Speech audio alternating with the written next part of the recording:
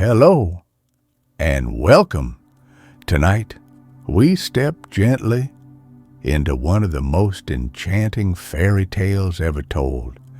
There's nothing you need to do right now. Just settle in, breathe a little slower, and let the day drift away. If this space brings you comfort, you're always welcome to stay by liking the video or subscribing, but only if it truly feels right to you. I love knowing where these stories travel, so if you wish, leave a comment telling me where you're listening from and what time the night has reached for you. Now lower the lights, let a soft sound fill the room, and allow yourself to be carried slowly, calmly into tonight's story. Master Pfriem. Master Pfriem was a short, thin, but lively man who never rested a moment. His face, of which his turned-up nose was the only prominent feature, was marked with smallpox, and pale as death. His hair was gray and shaggy, his eyes small, but they glanced perpetually about on all sides. He saw everything, criticized everything, knew everything best, and was always in the right. When he went into the streets, he moved his arms about as if he were rowing. And once he struck the pail of a girl who was carrying water so high in the air that he himself was wetted all over by it. "Stupid thing," cried he to her while he was shaking himself, "couldst thou not see that I was coming behind thee?" By trade he was a shoemaker, and when he worked, he pulled his thread out with such force that he drove his fist into everyone who did not keep far enough off. No apprentice stayed more than a month with him, for he had always some fault to find with the very best work.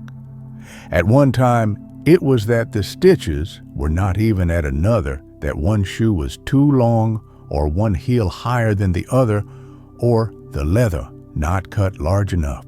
"Wait," said he to his apprentice, "I will soon show thee how we make skin soft." And he brought a strap and gave him a couple of strokes across the back. He called them all sluggards. He himself did not turn much work out of his hands, for he never sat still for a quarter of an hour. If his wife got up very early in the morning and lighted the fire, he jumped out of bed and ran barefooted into the kitchen, crying, "Wilt thou burn my house down for me? That is a fire one could roast any ox by. Does wood cost nothing?" If the servants were standing by their wash tubs and laughing and telling each other all they knew, he scolded them and said, "There stand the geese cackling and forgetting their work to gossip. And why fresh soap? Disgraceful extravagance and shameful idleness into the bargain. They want to save their hands and not rub the things properly." And out he would run and knock a pail full of soap and water over, so that the whole kitchen was flooded. Someone was building a new house, so he hurried to the window to look on. "There they are, using that red sandstone again that never dries," cried he. "No one will ever be healthy in that house, and just look how badly the fellows are laying the stones. Besides, the mortar is good for nothing. It ought to have gravel in it, not sand. I shall live to see that house tumble down on the people who are in it." He sat down, put a couple of stitches in, and then jumped up again, unfastened his leather apron, and cried, "I will just go out and appeal to those men's consciences." He stumbled on the carpenters. "What's this?" cried he. "You are not working by the line. Do you expect the beams to be straight? One wrong will put all wrong." He snatched an axe out of a carpenter's hand and wanted to show him how he ought to cut. But as a cart loaded with clay came by, he threw the axe away and hastened to the peasant who was walking by the side of it. "You are not in your right mind," said he, "who yokes young horses to a heavily laden cart. The poor beasts will die on the spot." The peasant did not give him an answer, and Pfriem, in a rage, ran back into his workshop. When he was setting himself to work again, the apprentice reached him a shoe. "Well, what's that again?" screamed he. "Haven't I told you you ought not to cut shoes so broad? Who would buy a shoe like this, which is hardly anything else but a sole? I insist on my orders being followed exactly." "Master," answered the apprentice, "you may easily be quite right about the shoe being a bad one, but it is the one which you yourself cut out and yourself set to work at. When you jumped up a while since you knocked it off the table, and I have only just picked it up. An angel from heaven, however, would never make you believe that." One night, Master Pfriem dreamed he was dead and on his way to heaven. When he got there, he knocked loudly at the door. "I wonder," said he to himself, "that they have no knocker on the door. One knocks one's knuckles sore." The Apostle Peter opened the door and wanted to see who demanded admission so noisily. "Ah, it's you, Master Pfriem," said he. "Well, I'll let you in, but I warn you that you must give up that habit of yours and find fault with nothing you see in heaven, or you may fare ill." "You might have spared your warning," answered Pfriem. "I know already what is seemly, and here God be thanked, everything is perfect, and there is nothing to blame as there is on earth." So he went in and walked up and down the wide expanses of heaven. He looked around him to the left and to the right, but sometimes shook his head or muttered something to himself. Then he saw two angels who were carrying away a beam. It was the beam which someone had had in his own eye whilst he was looking for the splinter in the eye of another. They did not, however, carry the beam lengthways, but obliquely. "Did anyone ever see such a piece of stupidity?" thought Master Pfriem, but he said nothing and seemed satisfied with it. "It comes to the same thing after all, whichever way they carry the beam, straight or crooked, if they only get along with it, and truly I do not see them knock against anything." Soon after this, he saw two angels who were drawing water out of a well into a bucket. But at the same time, he observed that the bucket was full of holes and that the water was running out of it on every side. They were watering the earth with rain. "Hang it!" he exclaimed, but happily recollected himself and thought, "Perhaps it is only a pastime. If it is an amusement, then it seems they can do useless things of this kind even here in heaven, where people, as I have already noticed, do nothing but idle about." He went farther and saw a cart which had stuck fast in a deep hole. "It's no wonder," said he to the man who stood by it. "Who would load so unreasonably? What have you there?" "Good wishes," replied the man. "I could not go along the right way with it, but still I have pushed it safely up here, and they won't leave me sticking here." In fact, an angel did come and harnessed 2 horses to it. "That's quite right," thought Pfriem, "but 2 horses won't get that cart out. It must at least have 4 to it." Another angel came and brought 2 more horses. She did not, however, harness them in front of it, but behind. That was too much for Master Pfriem. "Clumsy creature," he burst out with, "what are you doing there? Has anyone ever since the world began seen a cart drawn in that way? But you in your conceited arrogance think that you know everything best." He was going to say more, but one of the inhabitants of heaven seized him by the throat and pushed him forth with irresistible strength. Beneath the gateway, Master Pfriem turned his head round to take one more look at the cart, and saw that it was being raised into the air by 4 winged horses. At this moment, Master Pfriem awoke. Things are certainly arranged in heaven otherwise than they are on earth," said he to himself, "and that excuses much. But who can see horses harnessed both behind and before with patience, to be sure they had wings? But who could know that it is besides great folly to fix a pair of wings to a horse that has 4 legs to run with already? But I must get up, or else they will make nothing but mistakes for me in my house. It is a lucky thing for me, though, that I am not really dead." The knapsack, the hat, and the horn. There were once 3 brothers who had fallen deeper and deeper into poverty, and at last their need was so great that they had to endure hunger and had nothing to eat or drink. Then said they, "We cannot go on thus. We had better go into the world and seek our fortune." They therefore set out, and had already walked over many a long road and many a blade of grass, but had not yet met with good luck. One day they arrived in a great forest, and in the midst of it was a hill, and when they came nearer, they saw that the hill was all silver. Then spoke the eldest, "Now I have found the good luck I wished for, and I desire nothing more." He took as much of the silver as he could possibly carry, and then turned back and went home again.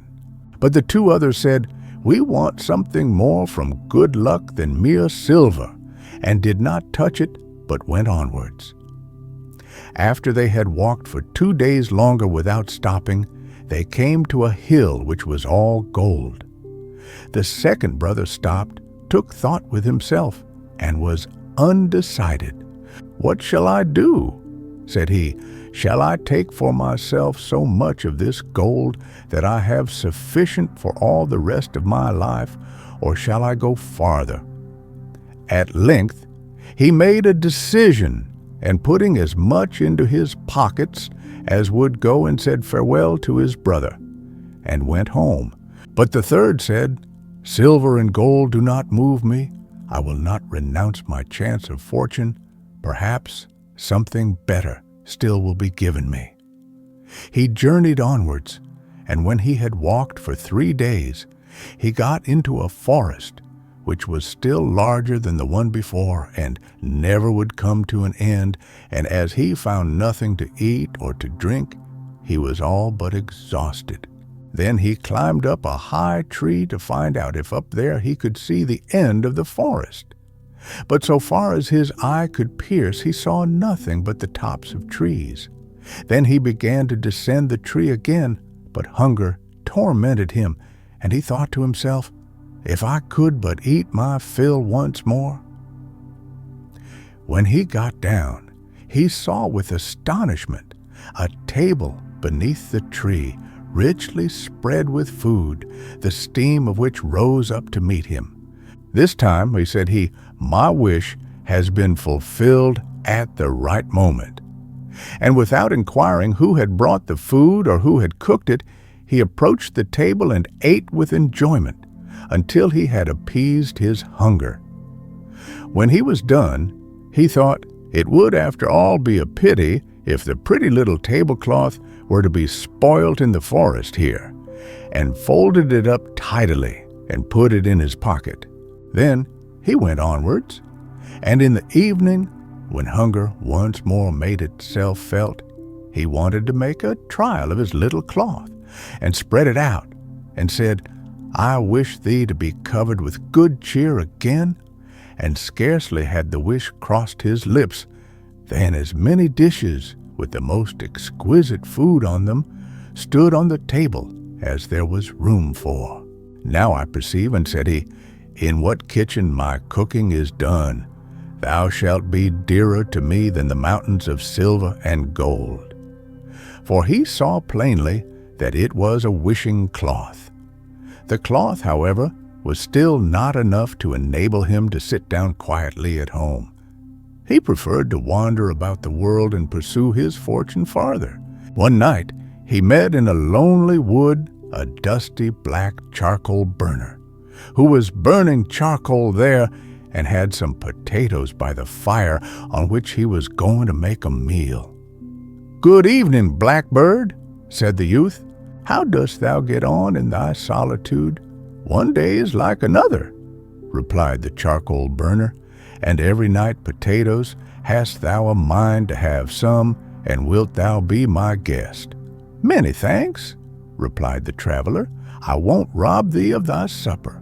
Thou didst not reckon on a visitor, but if thou wilt put up with what I have, thou shalt have an invitation."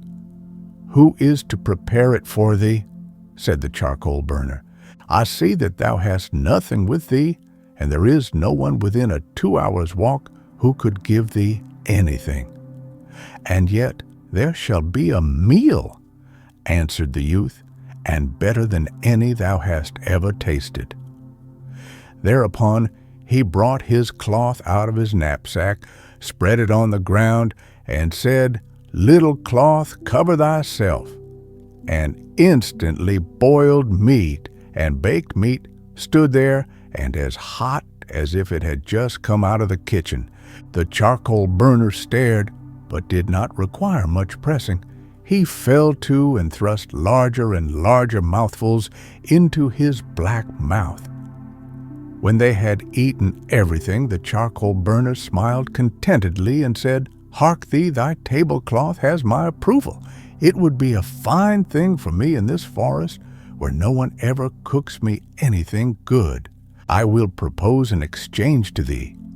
There in the corner hangs a soldier's knapsack, which is certainly old and shabby, but in it lie concealed wonderful powers. But as I no longer use it, I will give it to thee for the tablecloth." "I must first know what these wonderful powers are," answered the youth. "That will I tell thee," replied the charcoal burner. "Every time thou tappest it with thy hand, a corporal comes with 6 men armed from head to foot, and they do whatsoever thou commandest them." "So far as I am concerned," said the youth, "if nothing else can be done, we will exchange." And he gave the charcoal burner the cloth, took the knapsack from the hook, put it on, and bade farewell. When he had walked a while, he wished to make a trial of the magical powers of his knapsack, and tapped it. Immediately the 7 warriors stepped up to him, and the corporal said, "What does my lord and ruler wish for?" "March with all speed to the charcoal burner and demand my wishing cloth back." They faced to the left, and it was not long before they brought what he required and had taken it from the charcoal burner without asking many questions. The young man bade them retire, went onwards, and hoped fortune would shine yet more brightly on him. By sunset he came to another charcoal burner, who was making his supper ready by the fire. "If thou wilt eat some potatoes with salt, but with no dripping, come and sit down with me," said the sooty fellow. "No," he replied this time, "thou shalt be my guest." And he spread out his cloth, which was instantly covered with the most beautiful dishes. They ate and drank together and enjoyed themselves heartily. After the meal was over, the charcoal burner said, "Up there on that shelf lies a little old worn-out hat, which has strange properties. When anyone puts it on and turns it round on his head, the cannons go off as if 12 were fired all together, and they shoot down everything so that no one can withstand them. The hat is of no use to me, and I will willingly give it for thy tablecloth." "That suits me very well," he answered, took the hat, put it on, and left his tablecloth behind him. Hardly, however, had he walked away than he tapped on his knapsack, and his soldiers had to fetch the cloth back again. "One thing comes on the top of another," thought he, "and I feel as if my luck had not yet come to an end." Neither had his thoughts deceived him. After he had walked on for the whole of one day, he came to a 3rd charcoal burner, who, like the previous ones, invited him to potatoes without dripping. But he let him also dine with him from his wishing cloth, and the charcoal burner liked it so well that at last he offered him a horn for it, which had very different properties from those of the hat. When anyone blew it, all the walls and fortifications fell down, and all towns and villages became ruins. He certainly gave the charcoal burner the cloth for it, but he afterward sent his soldiers to demand it back again, so that at length he had the knapsack, hat, and horn, all three. "Now," said he, "I am a made man, and it is time for me to go home and see how my brothers are getting on." When he reached home, his brothers had built themselves a handsome house with their silver and gold, and were living in clover. He went to see them, but as he came in a ragged coat with his shabby hat on his head and his old knapsack on his back, they would not acknowledge him as their brother. They mocked and said, "Thou givest out that thou art our brother, who despised silver and gold and craved for something still better for himself. He will come in his carriage in full splendor, like a mighty king, not like a beggar." And they drove him out of doors. Then he fell into a rage and tapped his knapsack until 150 men stood before him, armed from head to foot. He commanded them to surround his brother's house, and 2 of them were to take hazel sticks with them and beat the 2 insolent men until they knew who he was. A violent disturbance arose.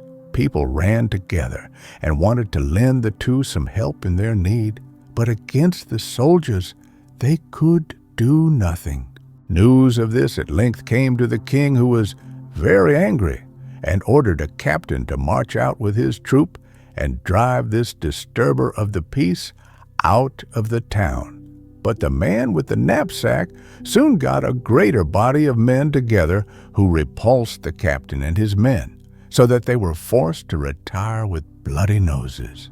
The king said, "This vagabond is not brought to order yet," and next day sent a still larger troop against him, but they could do even less. The youth set still more men against them, and in order to be done, the sooner he turned his hat twice round on his head, and heavy guns began to play, and the king's men were beaten and put to flight. "And now," said he, "I will not make peace until the king gives me his daughter to wife, and I govern the whole kingdom in his name." He caused this to be announced to the king, and the latter said to his daughter, "Necessity is a hard nut to crack what remains to me, but to do what he desires if I want peace, and to keep the crown on my head, I must give thee away." So the wedding was celebrated, but the king's daughter was vexed that her husband should be a common man who wore a shabby hat and put on an old knapsack. She wished much to get rid of him, and night and day studied how she could accomplish this. Then she thought to herself, "Is it possible that his wonderful powers lie in the knapsack?" And she dissembled and caressed him, and when his heart was softened, she said, "If thou wouldst but lay aside that ugly knapsack, it disfigures thee, so that I can't help being ashamed of thee." "Dear child," said he, "this knapsack is my greatest treasure. As long as I have it, there is no power on earth that I am afraid of." And he revealed to her the wonderful virtue with which it was endowed. Then she threw herself in his arms as if she were going to kiss him, but dexterously took the knapsack off his shoulders and ran away with it. As soon as she was alone, she tapped it and commanded the warriors to seize their former master and take him out of the royal palace. They obeyed, and the false wife sent still more men after him, who were to drive him quite out of the country. Then he would have been ruined if he had not had the little hat. But his hands were scarcely at liberty before he turned it twice. Immediately the cannon began to thunder, and struck down everything, and the king's daughter herself was forced to come and beg for mercy. As she entreated in such moving terms and promised amendment, he allowed himself to be persuaded and granted her peace.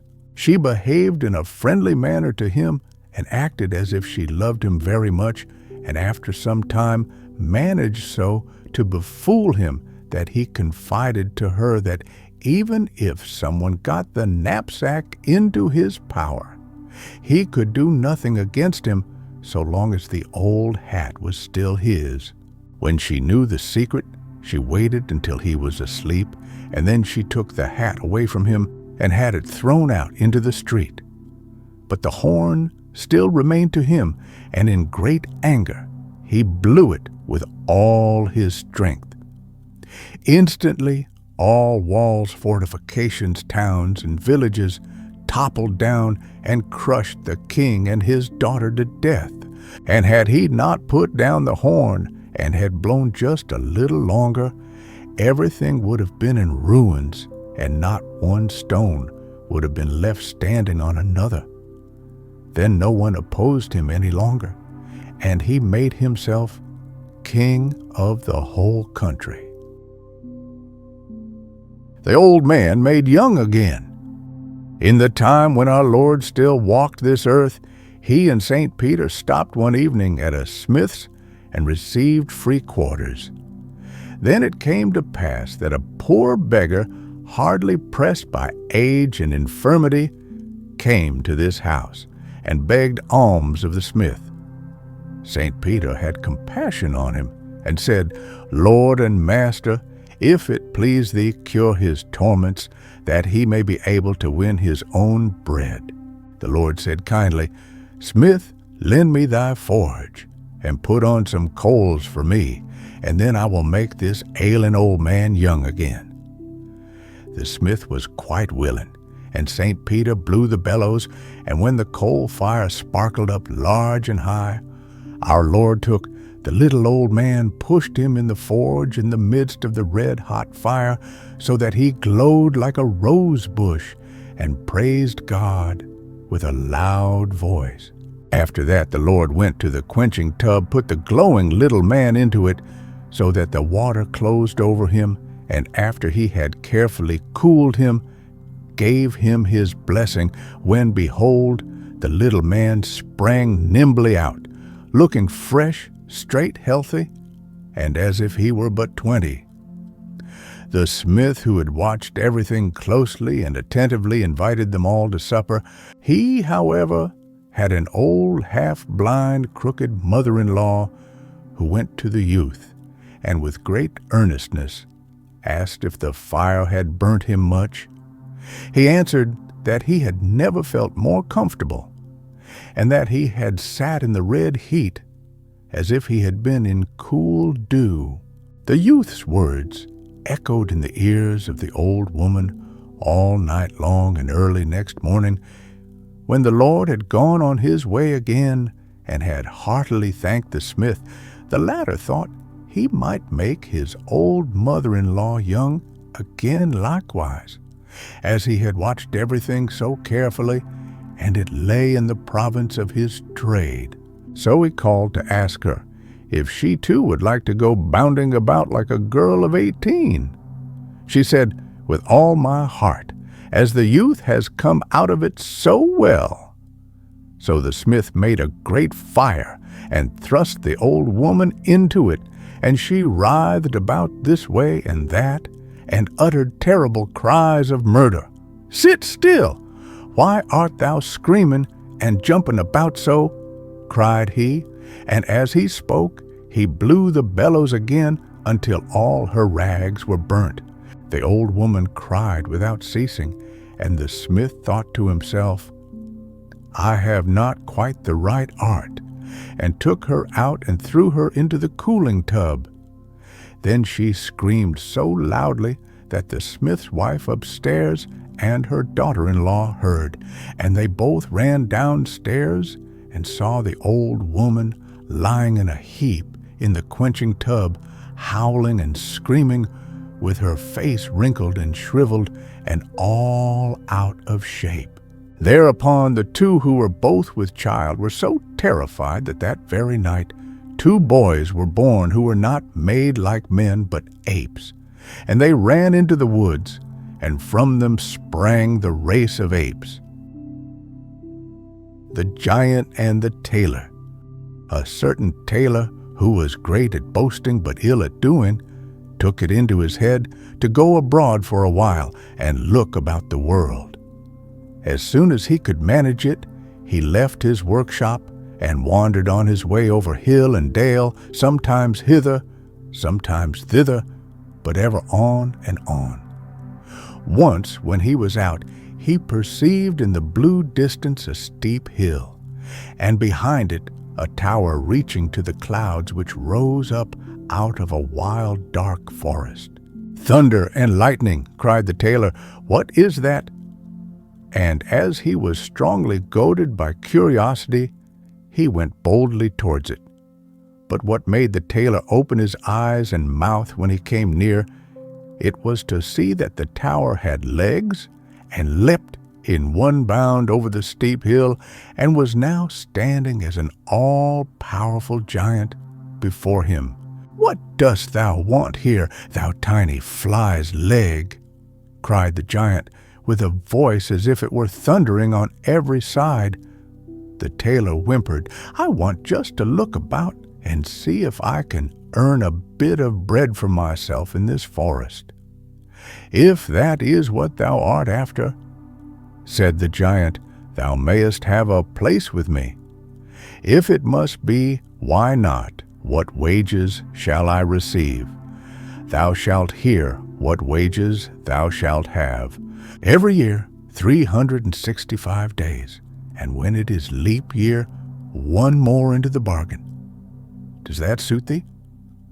"All right," replied the tailor, and thought in his own mind, "A man must cut his coat according to his cloth. I will try to get away as fast as I can." On this the giant said to him, "Go, little ragamuffin, and fetch me a jug of water." "Had I not better bring the well itself at once, and the spring too?" asked the boaster, and went with the pitcher to the water. "What, the well and the spring too?" growled the giant in his beard, for he was rather clownish and stupid, and began to be afraid. "That knave is not a fool, he has a wizard in his body. Be on thy guard, old Hans, this is no serving man for thee." When the tailor had brought the water, the giant bade him go into the forest and cut a couple of blocks of wood and bring them back. Why not the whole forest at once with one stroke? The whole forest, young and old, with all that is there, both rough and smooth, asked the little tailor, and went to cut the wood. "What, the whole forest, young and old, with all that is there, both rough and smooth, and the well and its spring too?" growled the credulous giant in his beard, and was still more terrified. "The knave can do much more than bake apples, and has a wizard in his body. Be on thy guard, old Hans, this is no serving man for thee." When the tailor had brought the wood, the giant commanded him to shoot 2 or 3 wild boars for supper. "Why not rather 1,000 at one shot, and bring them all here?" inquired the ostentatious tailor. "What?" cried the timid giant in great terror. "Let well alone tonight, and lie down to rest."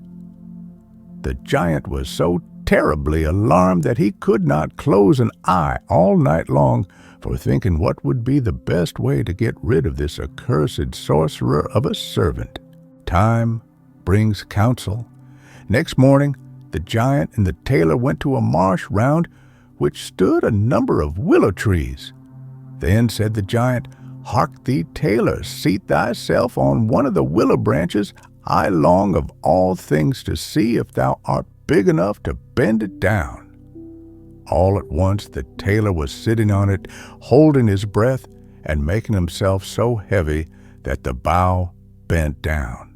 When, however, he was compelled to draw breath, it hurried him, for unfortunately he had not put his goose in his pocket so high into the air that he never was seen again, and this to the great delight of the giant. If the tailor has not fallen down again, he must be hovering about in the air. The three languages. An aged count once lived in Switzerland who had an only son, but he was stupid and could learn nothing. Then said the father, "Hark thee, my son, I can get nothing into thy head. Let me try as I will. Thou must go from hence. I will give thee into the care of a celebrated master, who shall see what he can do with thee." The youth was sent into a strange town and remained a whole year with the master. At the end of this time he came home again, and his father asked, "Now, my son, what hast thou learnt?" "Father, I have learnt what the dogs say when they bark." "Lord, have mercy on us," cried the father. "Is that all thou hast learnt? I will send thee into another town to another master." The youth was taken thither and stayed a year with this master likewise. When he came back, the father again asked, "My son, what hast thou learnt?" He answered, "Father, I have learnt what the birds say." Then the father fell into a rage and said, "O thou lost man, thou hast spent the precious time and learnt nothing. Art thou not ashamed to appear before mine eyes? I will send thee to a third master, but if thou learnest nothing this time also, I will no longer be thy father." The youth remained a whole year with the third master also. And when he came home again, and his father inquired, "My son, what hast thou learnt?" He answered, "Dear father, I have this year learnt what the frogs croak." Then the father fell into the most furious anger, sprang up, called his people thither, and said, "This man is no longer my son. I drive him forth, and command you to take him out into the forest and kill him." They took him forth, but when they should have killed him, they could not do it for pity, and let him go. And they cut the eyes and the tongue out of a deer, that they might carry them to the old man as a token. The youth wandered on, and after some time came to a fortress where he begged for a night's lodging. "Yes," said the lord of the castle, "if thou wilt pass the night down there in the old tower, go thither. But I warn thee, it is at the peril of thy life, for it is full of wild dogs, which bark and howl without stopping, and at certain hours a man has to be given to them whom they at once devour." The whole district was in sorrow and dismay because of them, and yet no one could do anything to stop this. The youth, however, was without fear, and said, "Just let me go down to the barking dogs, and give me something that I can throw to them. They will do nothing to harm me." As he himself would have it, so they gave him some food for the wild animals, and led him down to the tower. When he went inside, the dogs did not bark at him, but wagged their tails quite amicably around him, ate what he set before them, and did not hurt one hair of his head. Next morning, to the astonishment of everyone, he came out again, safe and unharmed, and said to the lord of the castle, "The dogs have revealed to me in their own language why they dwell there and bring evil on the land.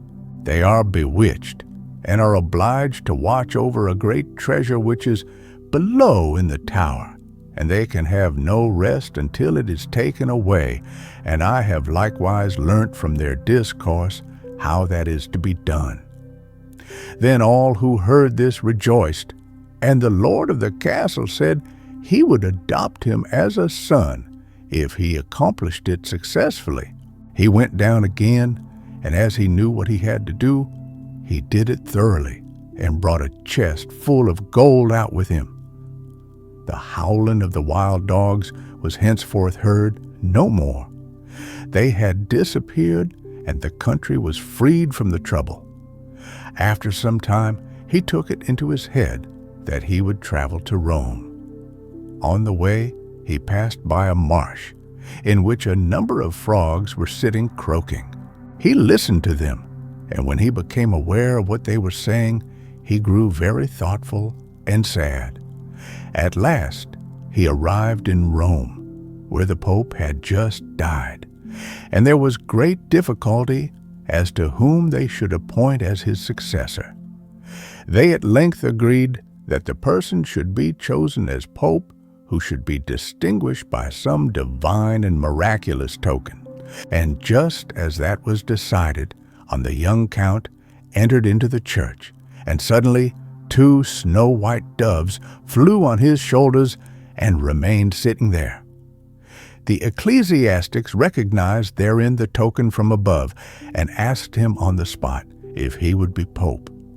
He was undecided and knew not if he were worthy of this, but the doves counseled him to do it, and at length he said, "Yes." Then was he anointed and consecrated, and thus was fulfilled what he had heard from the frogs on his way, which had so affected him that he was to be His Holiness the Pope. Then he had to sing a mass and did not know one word of it, but the 2 doves sat continually on his shoulders and said it all in his ear.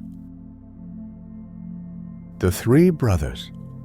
There was once a man who had 3 sons, and nothing else in the world but the house in which he lived. Now each of the sons wished to have the house after his father's death. But the father loved them all alike and did not know what to do. He did not wish to sell the house, because it had belonged to his forefathers, else he might have divided the money amongst them. At last, a plan came into his head, and he said to his sons, "Go into the world, and try each of you to learn a trade, and when you all come back, he who makes the best masterpiece shall have the house." The sons were well content with this, and the eldest determined to be a blacksmith, the second a barber, and the third a fencing master. They fixed a time when they should all come home again, and then each went his way. It chanced that they all found skillful masters who taught them their trades well. The blacksmith had to shoe the king's horses, and he thought to himself, "The house is mine without doubt." The barber only shaved great people, and he too already looked upon the house as his own. The fencing master got many a blow, but he only bit his lip and let nothing vex him. "For," said he to himself, "if you are afraid of a blow, you'll never win the house." When the appointed time had gone by, the 3 brothers came back home to their father, but they did not know how to find the best opportunity for showing their skill. So they sat down and consulted together. As they were sitting thus, all at once, a hare came running across the field. "Ah, just in time," said the barber. So he took his basin and soap and lathered away until the hare came up. Then he soaped and shaved off the hare's whiskers, whilst he was running at the top of his speed, and did not even cut his skin or injure a hair on his body. "Well done," said the old man. "Your brothers will have to exert themselves wonderfully, or the house will be yours." Soon after, up came a nobleman in his coach, dashing along at full speed. "Now you shall see what I can do, father," said the blacksmith. So away he ran after the coach took all 4 shoes off the feet of one of the horses, whilst he was galloping, and put him on 4 new shoes without stopping him. "You are a fine fellow, and as clever as your brother," said his father. "I do not know to which I ought to give the house." Then the 3rd son said, "Father, let me have my turn, if you please." And as it was beginning to rain, he drew his sword and flourished it backwards and forwards above his head so fast that not a drop fell upon him. It rained still harder and harder, till at last it came down in torrents. But he only flourished his sword faster and faster, and remained as dry as if he were sitting in a house. When his father saw this, he was amazed and said, "This is the masterpiece. The house is yours."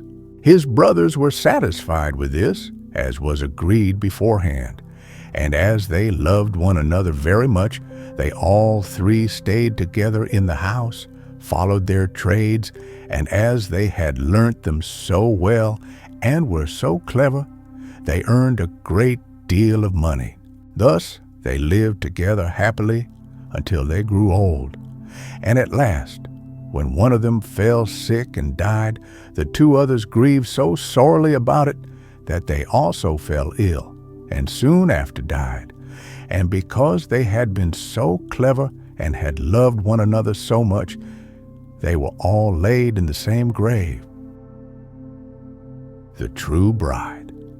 There was once on a time a girl who was young and beautiful, but she had lost her mother when she was quite a child, and her stepmother did all she could to make the girl's life wretched. Whenever this woman gave her anything to do, she worked at it indefatigably and did everything that lay in her power. Still, she could not touch the heart of the wicked woman by that. She was never satisfied. It was never enough. The harder the girl worked, the more work was put upon her, and all that the woman thought of was how to weigh her down with still heavier burdens and make her life still more miserable. One day she said to her, "Here are 12 pounds of feathers which thou must pick, and if they are not done this evening, thou mayest expect a good beating. Dost thou imagine thou art to idle away the whole day?"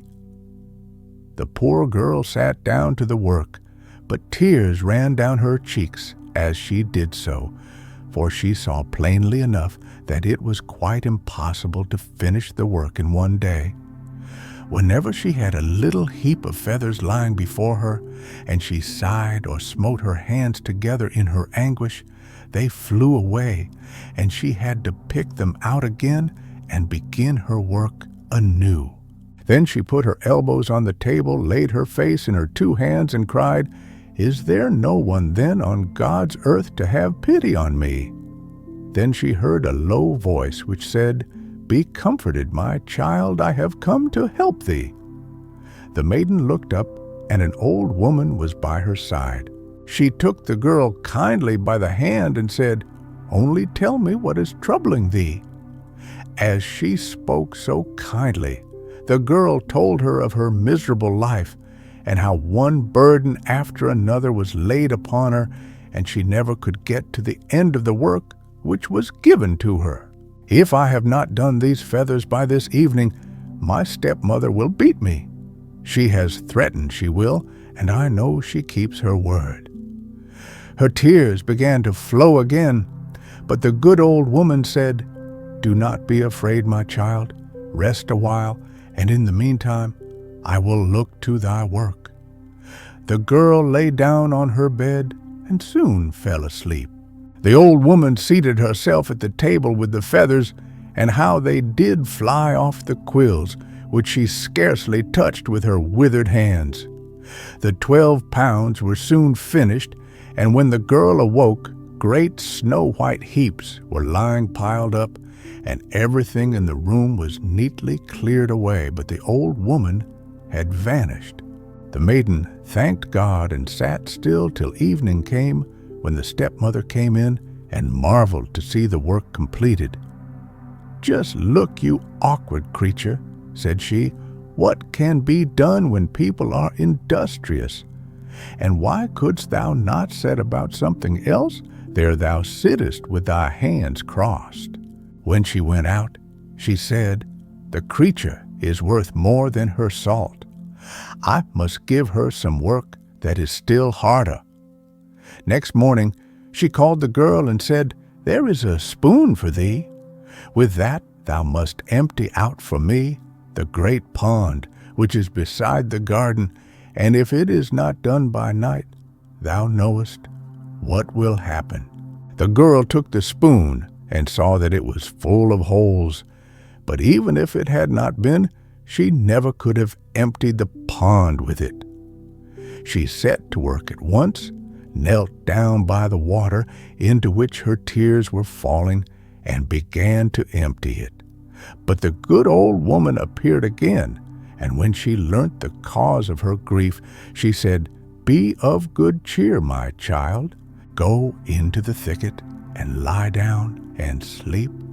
I will soon do thy work." As soon as the old woman was alone, she barely touched the pond, and a vapor rose up on high from the water and mingled itself with the clouds. Gradually the pond was emptied, and when the maiden awoke before sunset and came thither, she saw nothing but the fishes which were struggling in the mud. She went to her stepmother and showed her that the work was done. "It ought to have been done long before this," said she, and grew white with anger, but she meditated something new. On the third morning she said to the girl, "Thou must build me a castle on the plain there, and it must be ready by the evening." The maiden was dismayed and said, "How can I complete such a great work?" "I will endure no opposition," screamed the stepmother. "If thou canst empty a pond with a spoon that is full of holes, thou canst build a castle too. I will take possession of it this very day, and if anything is wanting, even if it be the most trifling thing in the kitchen or cellar, thou knowest what lies before thee."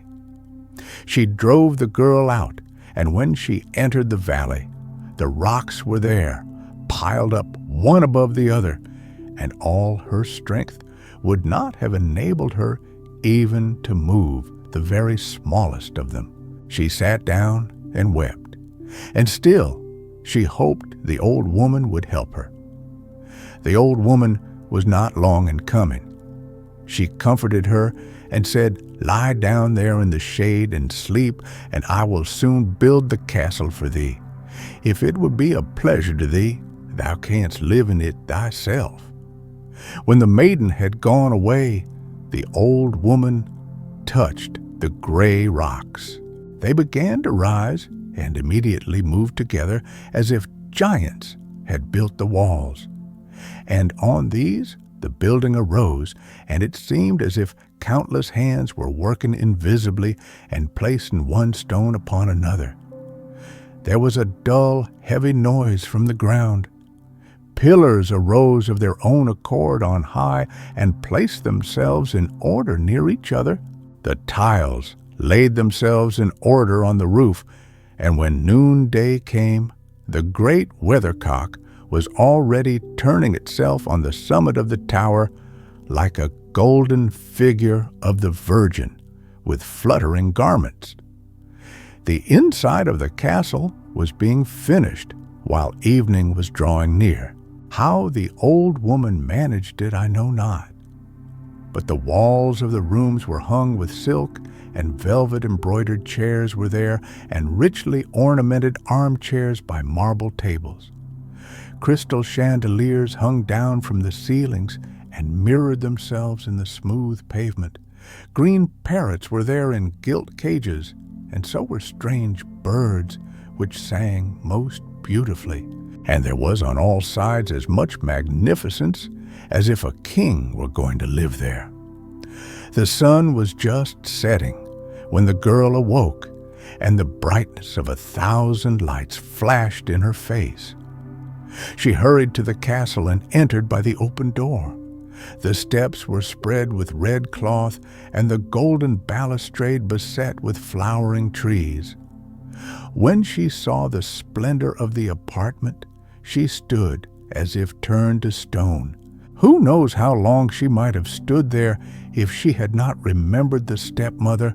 Alas, she said to herself, if she could but be satisfied at last, and would give up making my life a misery to me." The girl went and told her that the castle was ready. "I will move into it at once," said she, and rose from her seat. When they entered the castle, she was forced to hold her hand before her eyes. The brilliancy of everything was so dazzling. "Thou seest," said she to the girl, "how easy it has been for thee to do this. I ought to have given thee something harder." She went through all the rooms and examined every corner to see if anything was wanting or defective, but she could discover nothing. "Now we will go down below," said she, looking at the girl with malicious eyes. "The kitchen and the cellar still have to be examined, and if thou hast forgotten anything, thou shalt not escape thy punishment." But the fire was burning on the hearth, and the meat was cooking in the pans. The tongs and shovel were leaning against the wall, and the shining brazen utensils all arranged in sight. Nothing was wanting, not even a coal box and water pail.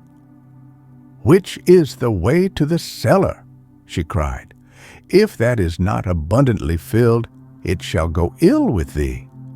She herself raised up the trapdoor and descended, but she had hardly made 2 steps before the heavy trapdoor, which was only laid back, fell down.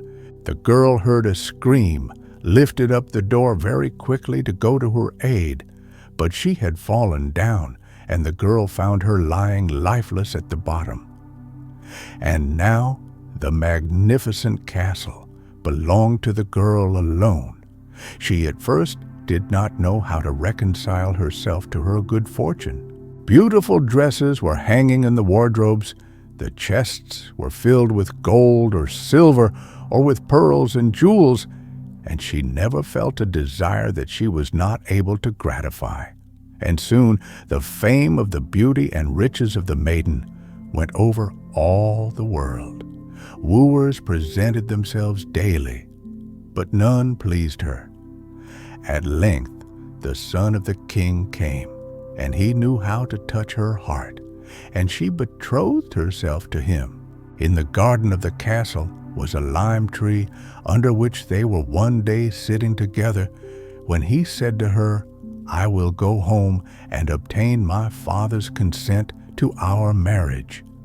I entreat thee to wait for me here under this lime tree.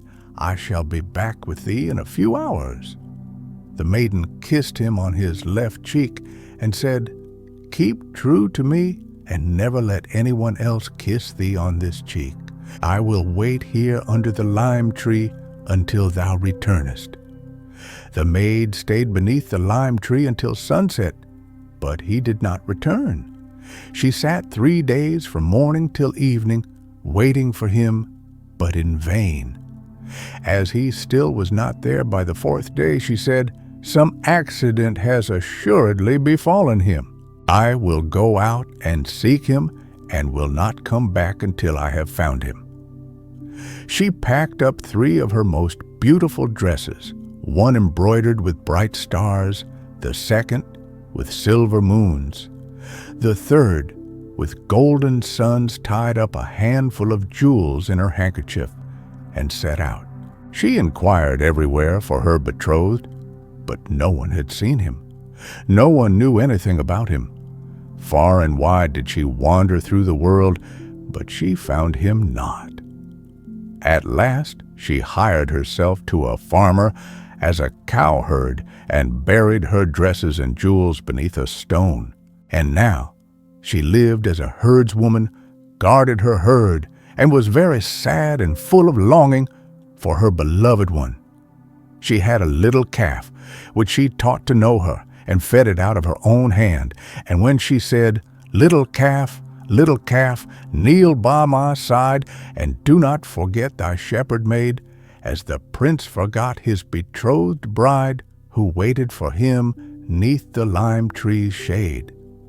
The little calf knelt down, and she stroked it. And when she had lived for a couple of years alone and full of grief, a report was spread over all the land that the king's daughter was about to celebrate her marriage. The road to the town passed through the village where the maiden was living, and it came to pass that once when the maiden was driving out her herd, her bridegroom traveled by. He was sitting proudly on his horse and never looked round, but when she saw him, she recognized her beloved, and it was just as if a sharp knife had pierced her heart. "Alas," said she, "I believed him true to me, but he has forgotten me." Next day he again came along the road. When he was near her, she said to the little calf, little calf, kneel by my side, and do not forget thy shepherd maid, as the prince forgot his betrothed bride, who waited for him 'neath the lime tree's shade." When he was aware of the voice, he looked down and reined in his horse. He looked into the herd's face and then put his hands before his eyes as if he were trying to remember something, but he soon rode onwards and was out of sight. "Alas," said she, "he no longer knows me," and her grief was ever greater. Soon after this, a great festival 3 days long was to be held at the king's court, and the whole country was invited to it.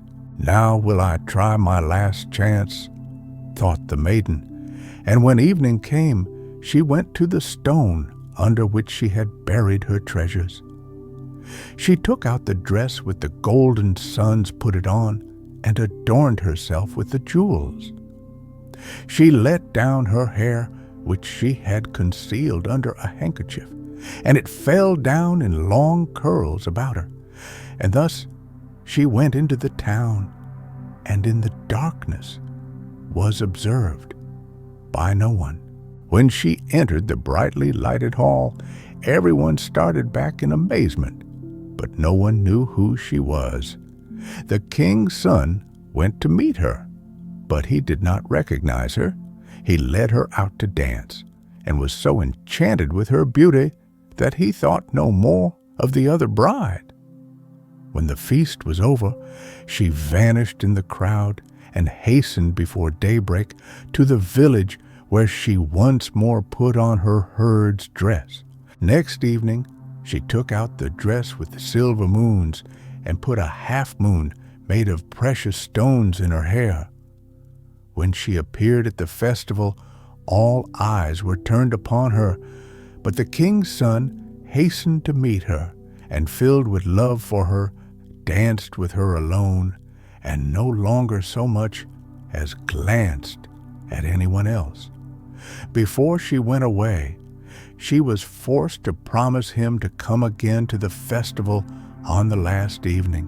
When she appeared for the third time, she wore the star dress which sparkled at every step she took, and her hair ribbon and girdle were starred with jewels.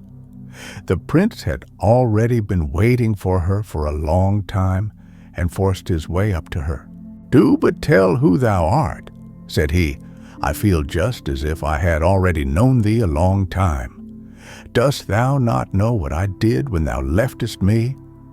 Then she stepped up to him and kissed him on his left cheek, and in a moment it was as if scales fell from his eyes, and he recognized the true bride. "Come," said he to her, "here I stay no longer," gave her his hand, and led her down to the carriage. The horses hurried away to the magic castle as if the wind had been harnessed to the carriage. The illuminated windows already shone in the distance. When they drove past the lime tree, countless glow-worms were swarming about it. It shook its branches and sent forth their fragrance. On the steps, flowers were blooming, and the room echoed with the song of strange birds. But in the hall, the entire court was assembled, and the priest was waiting to marry the bridegroom to the true bride. The Fox and the Cat. It happened that the cat met the fox in a forest, and as she thought to herself, "He is clever and full of experience, and much esteemed in the world. She spoke to him in a friendly way. "Good day, dear Mr. Fox. How are you? How is all with you?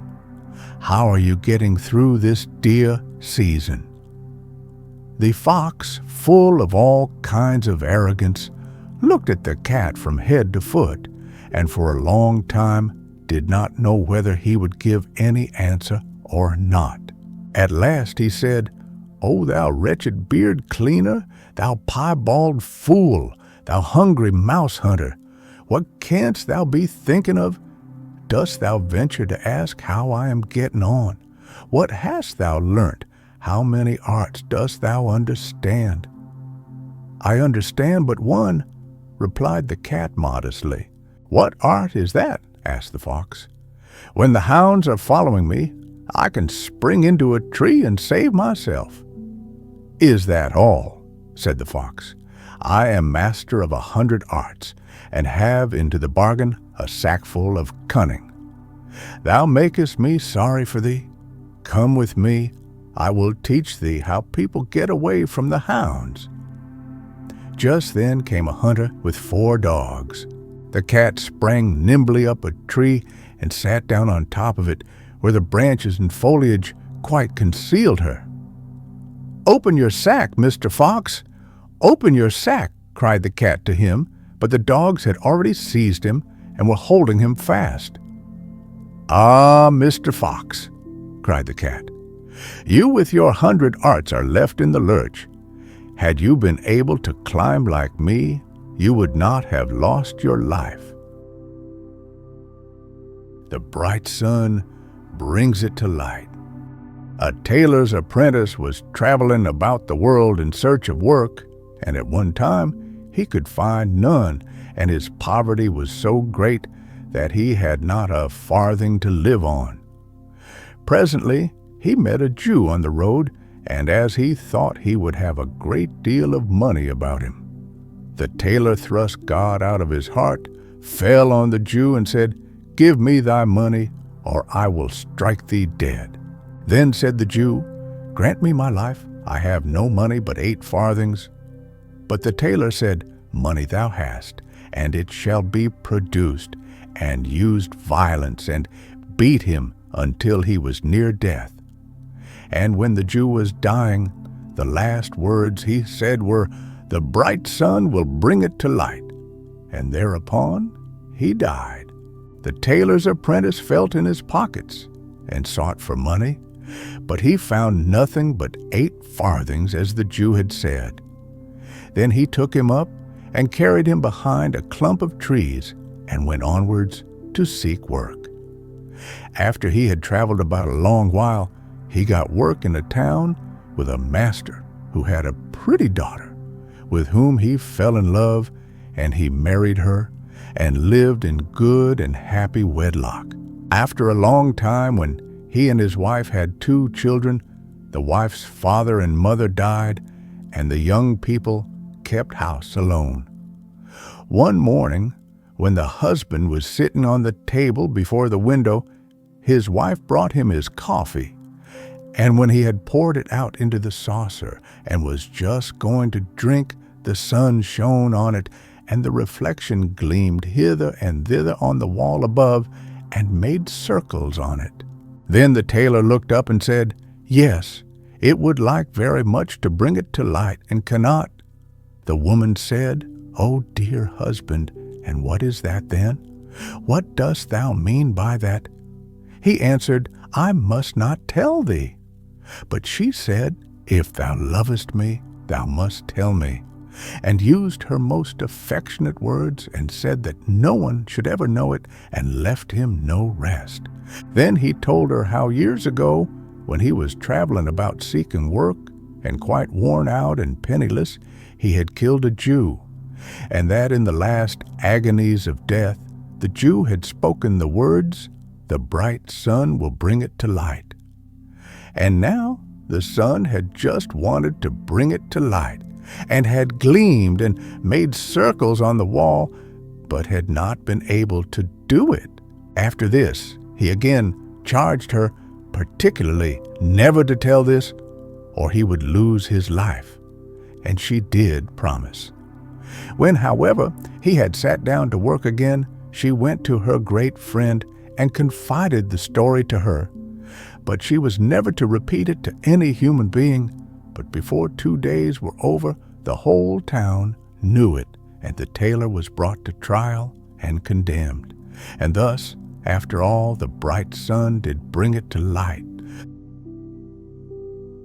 The two brothers. There were once upon a time 2 brothers, one rich and the other poor. The rich one was a goldsmith and evil-hearted. The poor one supported himself by making brooms and was good and honorable. The poor one had 2 children who were twin brothers and as like each other as 2 drops of water.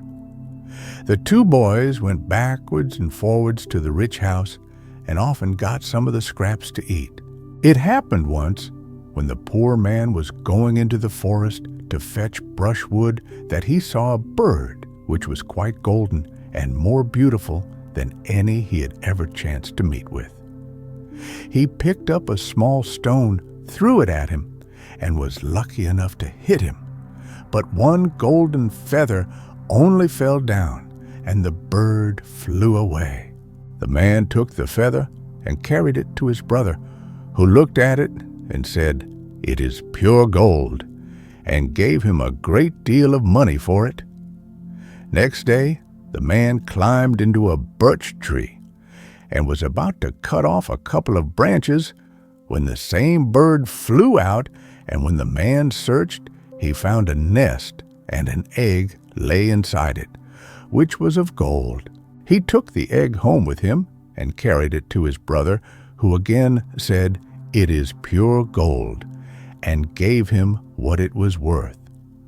At last the goldsmith said, "I should indeed like to have the bird itself." The poor man went into the forest for the 3rd time and again saw the golden bird sitting on the tree, so he took a stone and brought it down and carried it to his brother, who gave him a great heap of gold for it. "Now I can get on," thought he, and went contentedly home. The goldsmith was crafty and cunning and knew very well what kind of a bird it was. He called his wife and said, "Roast me the gold bird and take care that none of it is lost. I have a fancy to eat it all myself." The bird, however, was no common one, but of so wondrous a kind that whosoever ate its heart and liver found every morning a piece of gold beneath his pillow. The woman made the bird ready, put it on the spit, and let it roast. Now it happened that while it was at the fire, and the woman was forced to go out of the kitchen on account of some other work, the 2 children of the poor broom maker ran in, stood by the spit, and turned it round once or twice. And as at that very moment 2 little bits of the bird fell down into the dripping tin, one of the boys said, "We will eat these 2 little bits. I am so hungry, and no one will ever miss them." Then the 2 ate the pieces, but the woman came into the kitchen and saw that they were eating something, and said, "What have ye been eating?" "2 little morsels which fell out of the bird," answered they.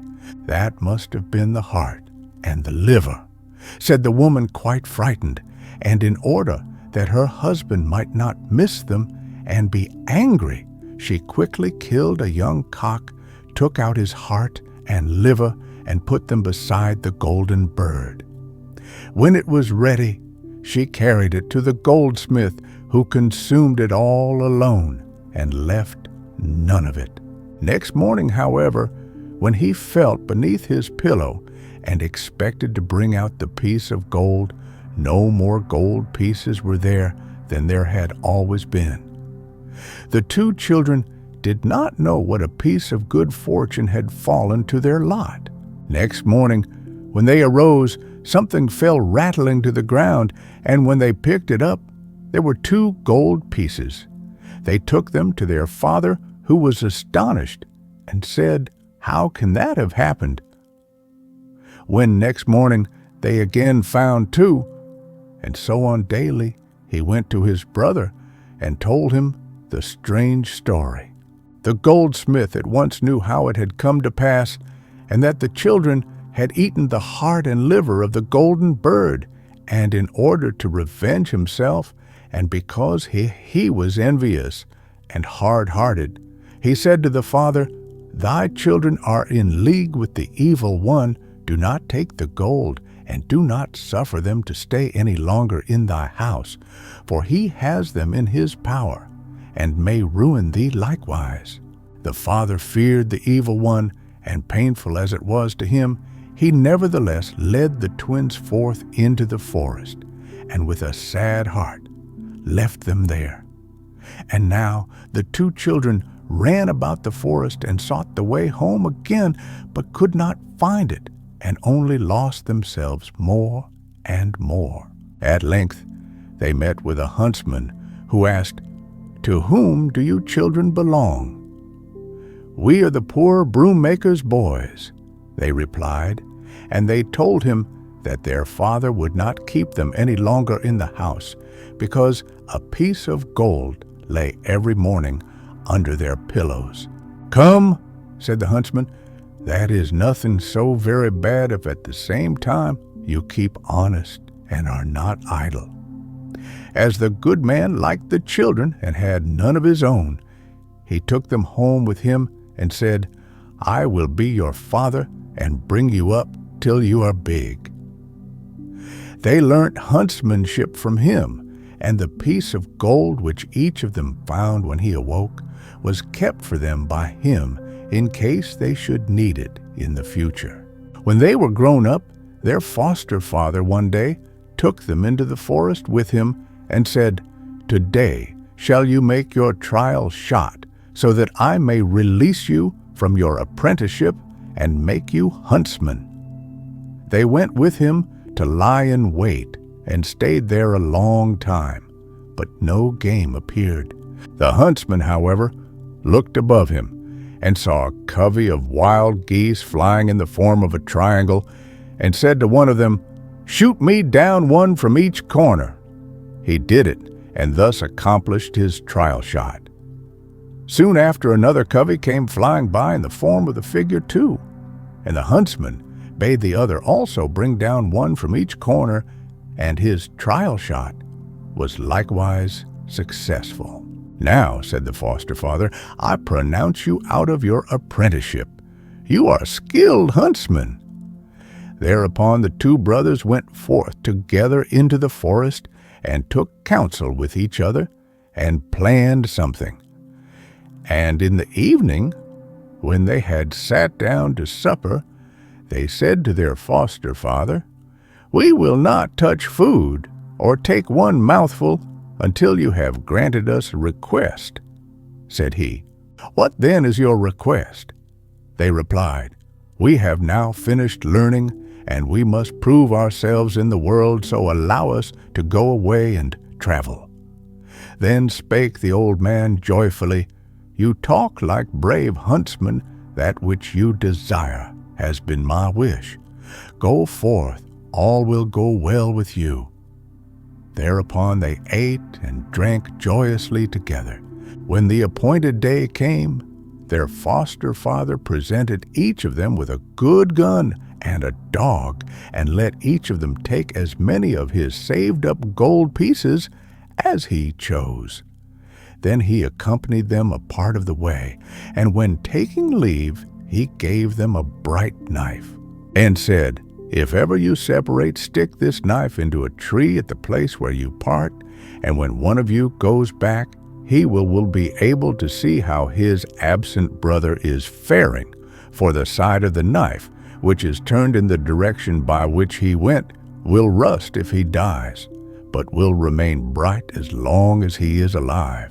The 2 brothers went still farther onwards, and came to a forest, which was so large that it was impossible for them to get out of it in one day.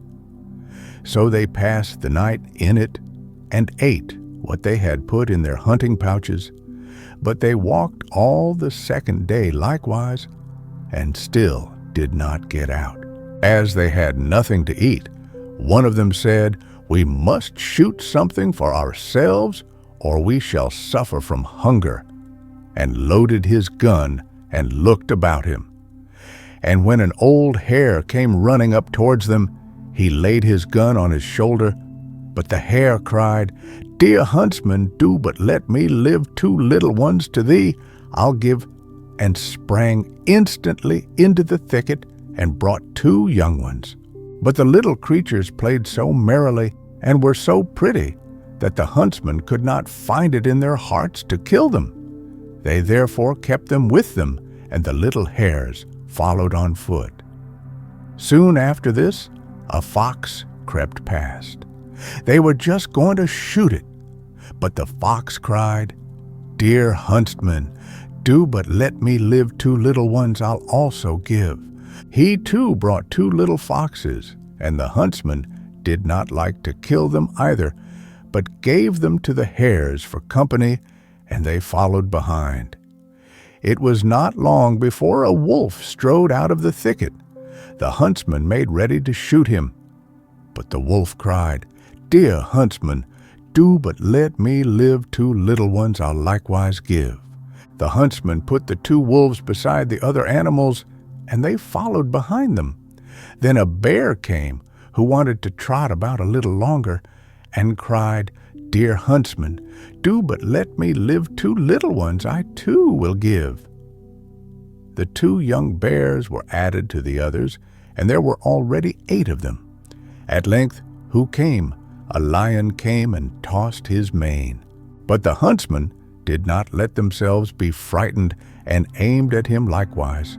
But the lion also said, "Dear huntsman, do but let me live 2 little ones I too will give."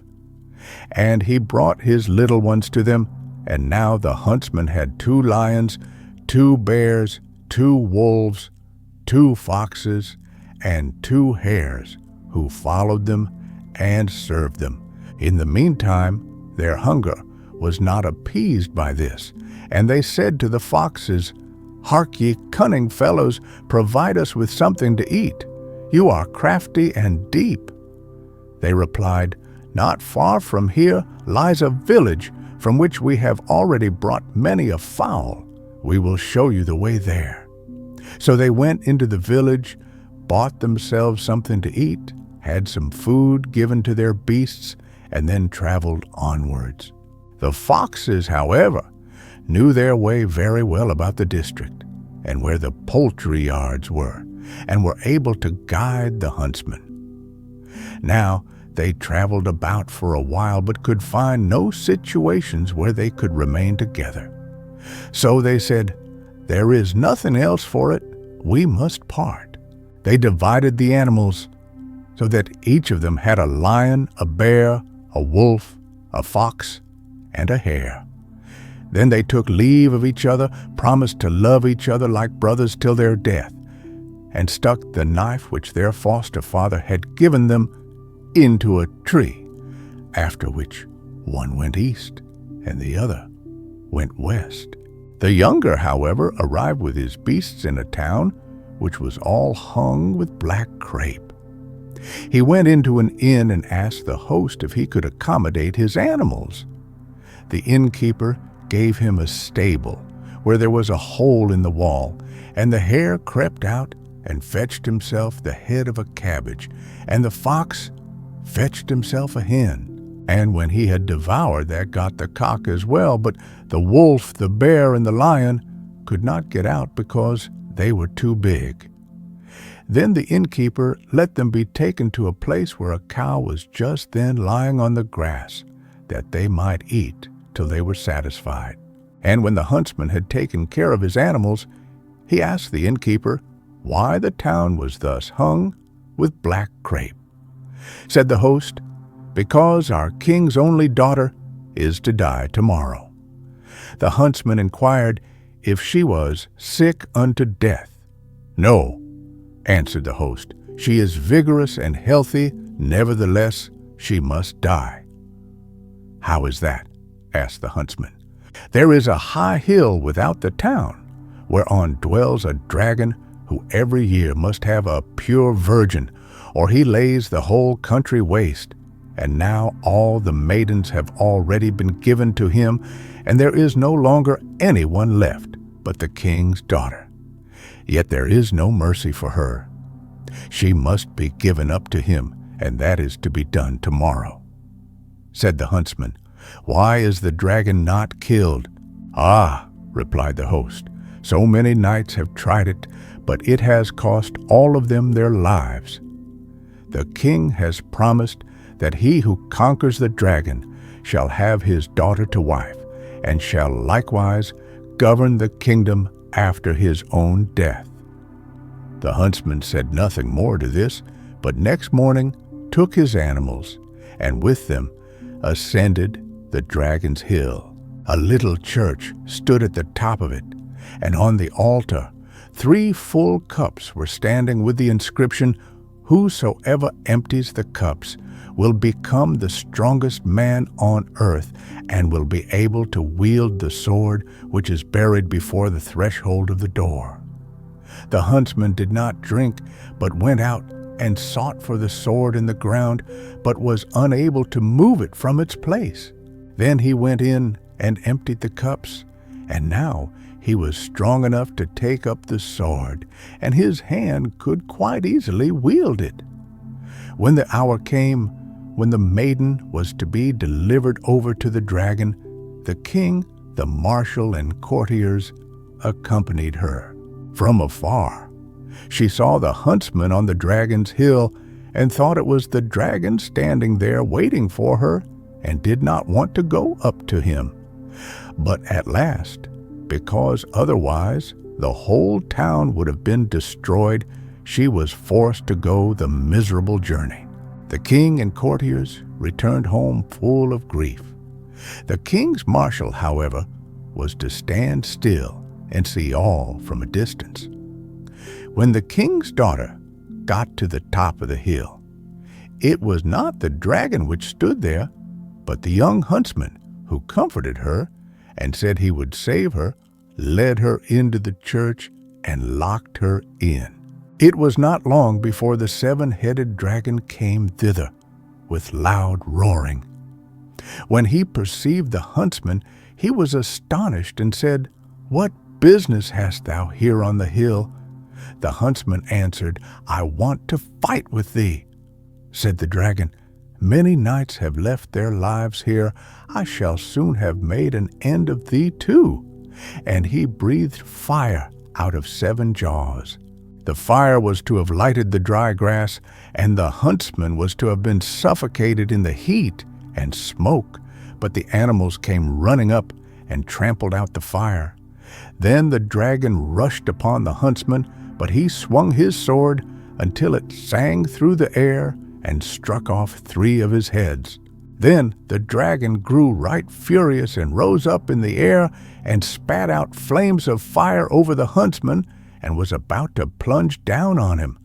But the huntsman once more drew out his sword and again cut off 3 of his heads. The monster became faint and sank down. Nevertheless, it was just able to rush upon the huntsman. But he, with his last strength, smote its tail off, and as he could fight no longer, called up his animals, who tore it in pieces.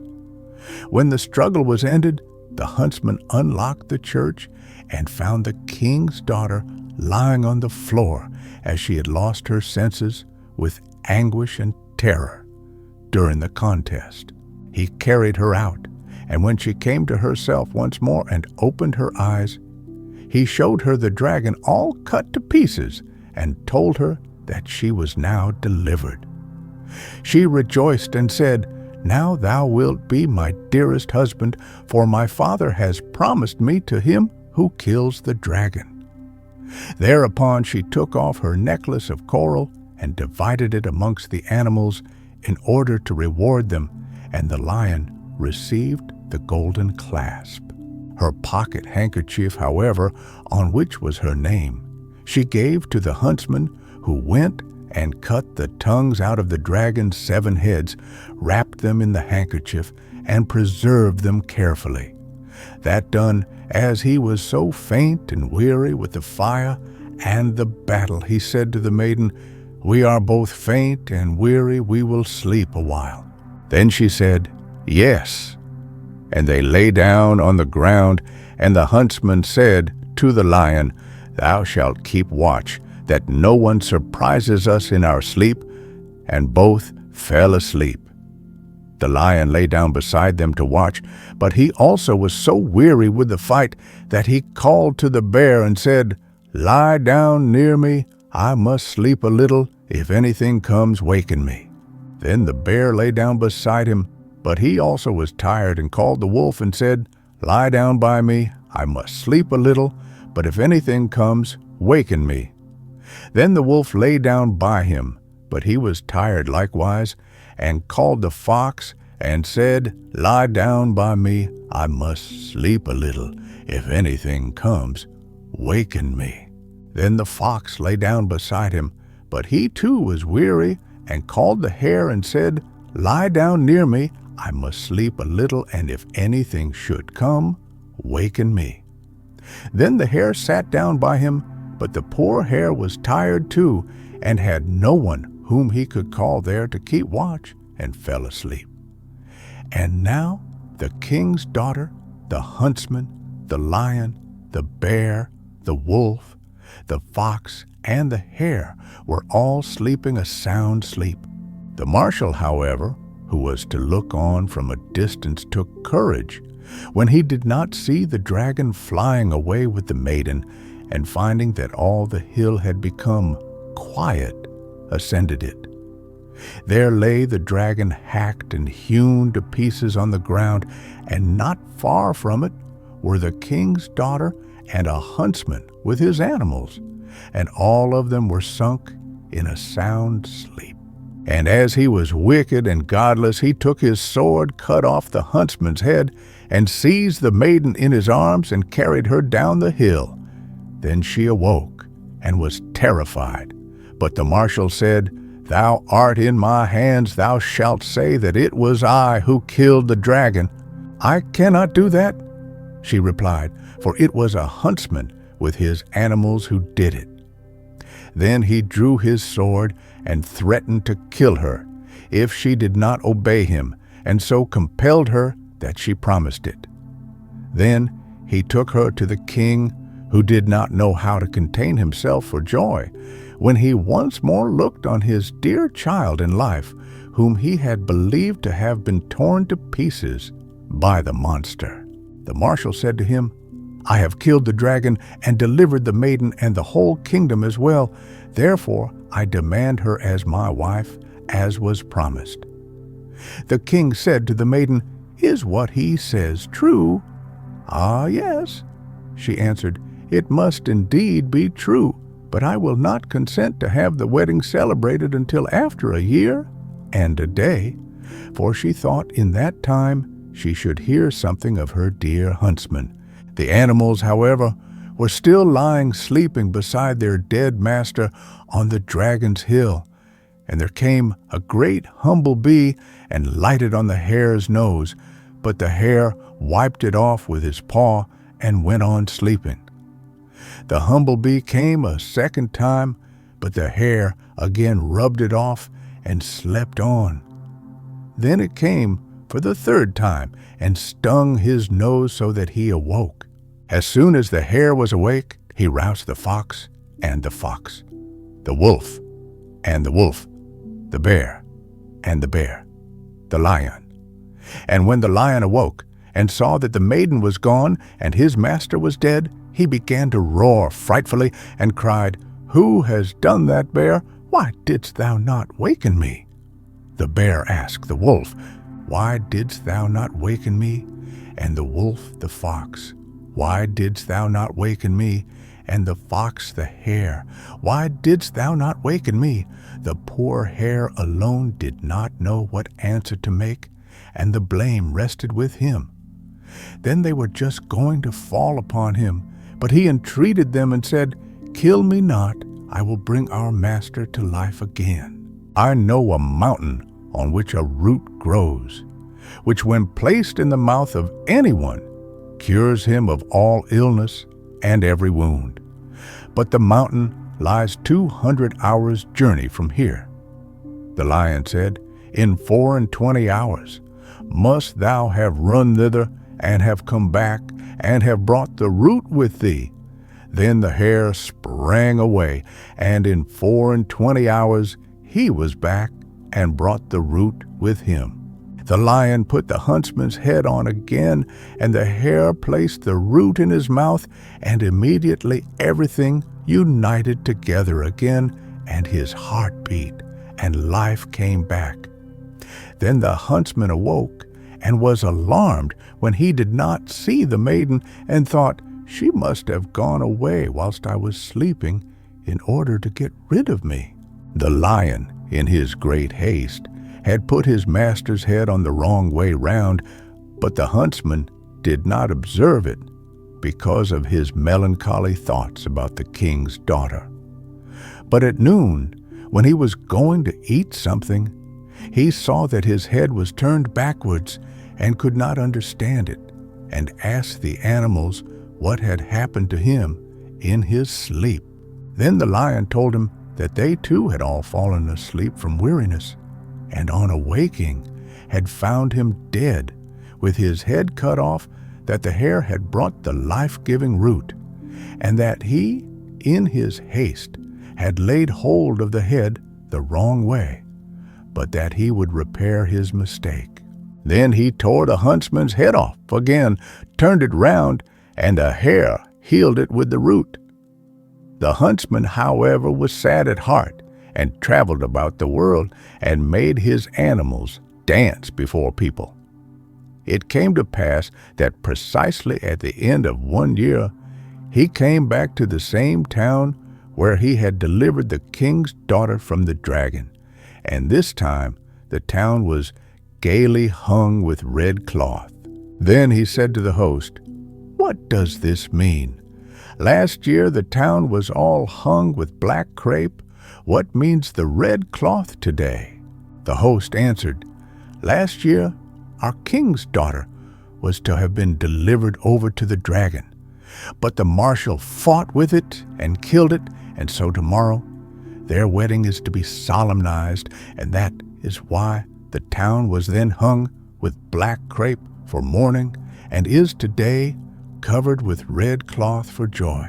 Next day, when the wedding was to take place, the huntsman said at midday to the innkeeper, "Do you believe, sir host, that I, while with you here today, shall eat bread from the king's own table?" "Nay," said the host, "I would bet 100 pieces of gold that will not come true."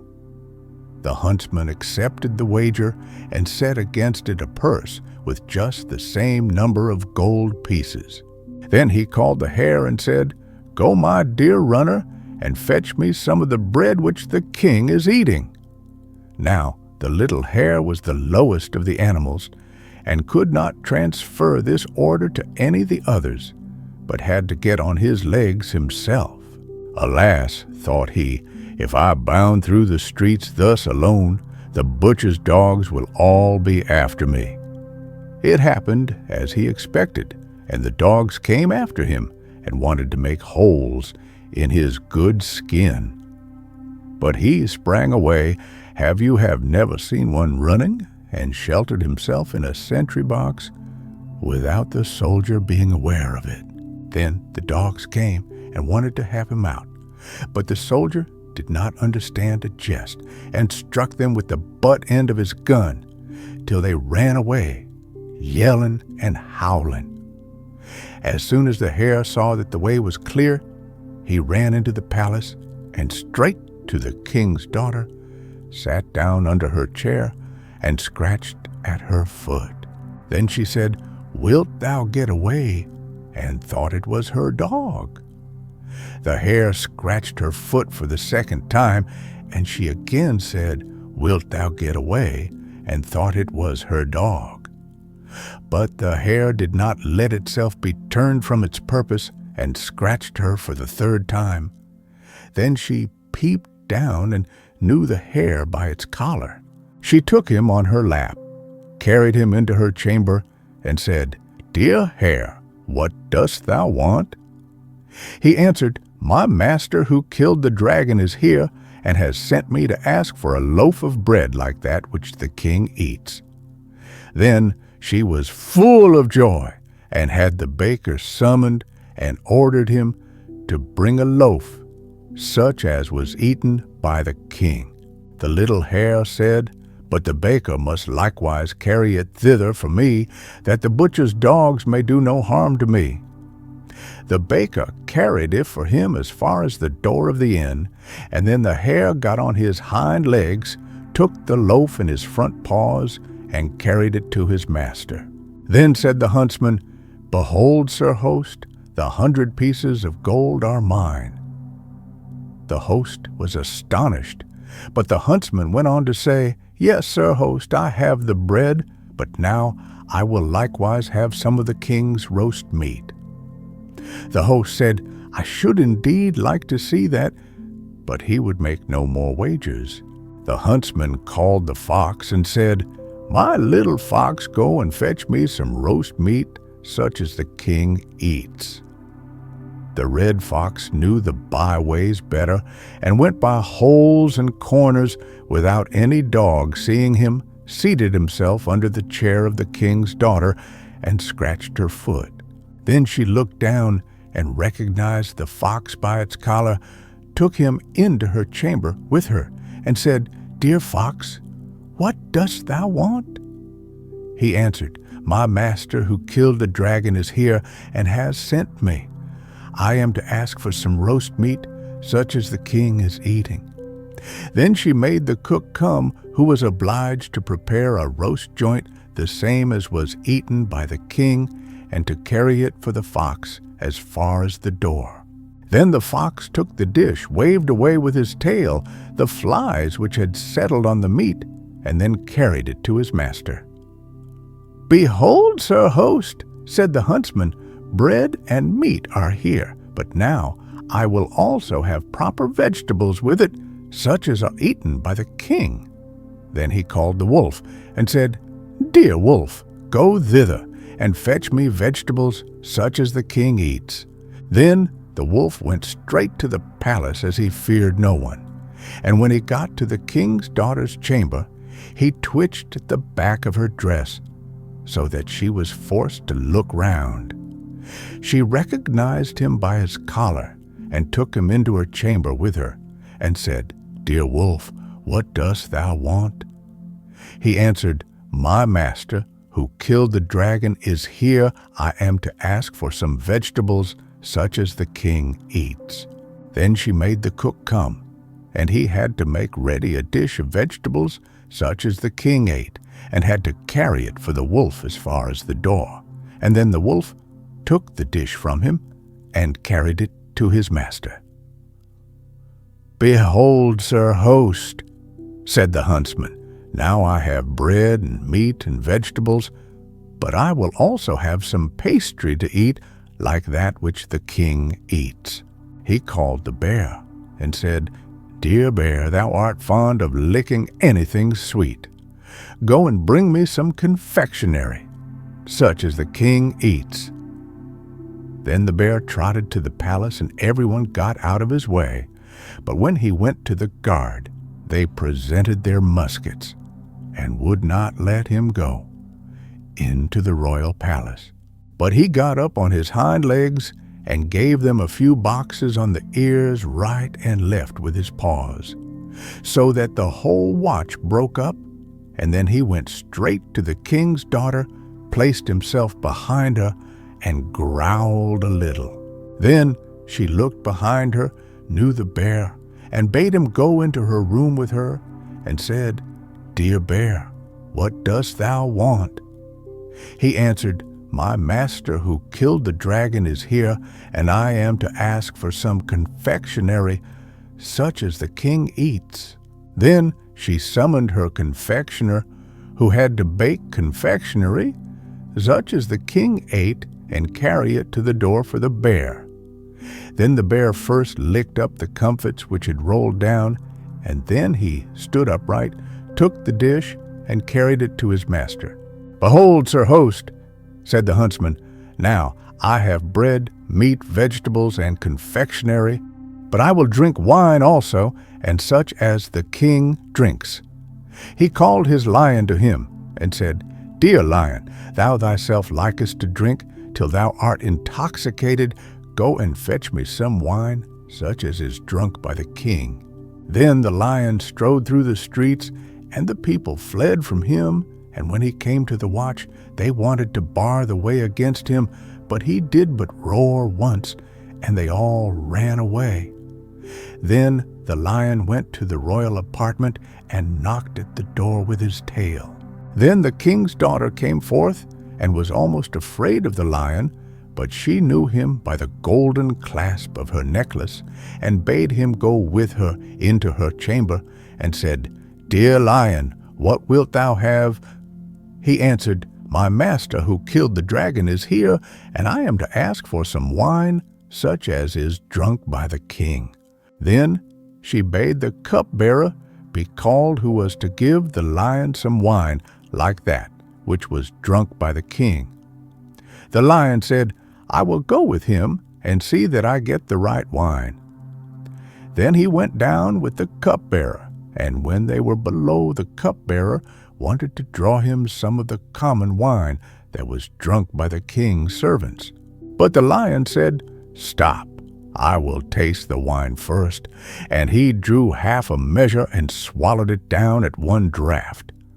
"No," said he, "that is not right." The cupbearer looked at him askance, but went on, and was about to give him some out of another barrel, which was for the king's marshal. The lion said, "Stop, let me taste the wine first," and drew half a measure and drank it. "That is better, but still not right," said he. Then the cupbearer grew angry and said, "How can a stupid animal like you understand wine?" But the lion gave him a blow behind the ears, which made him fall down by no means gently. And when he had got up again, he conducted the lion quite silently into a little cellar apart, where the king's wine lay, from which no one ever drank. The lion first drew half a measure and tried the wine, and then he said, "That may possibly be the right sort," and bade the cupbearer fill 6 bottles of it.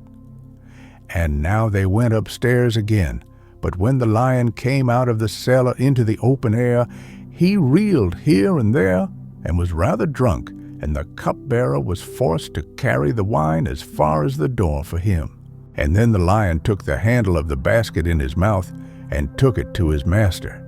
The huntsman said, "Behold, sir host, here have I bread, meat, vegetables, confectionery, and wine, such as the king has, and now I will dine with my animals."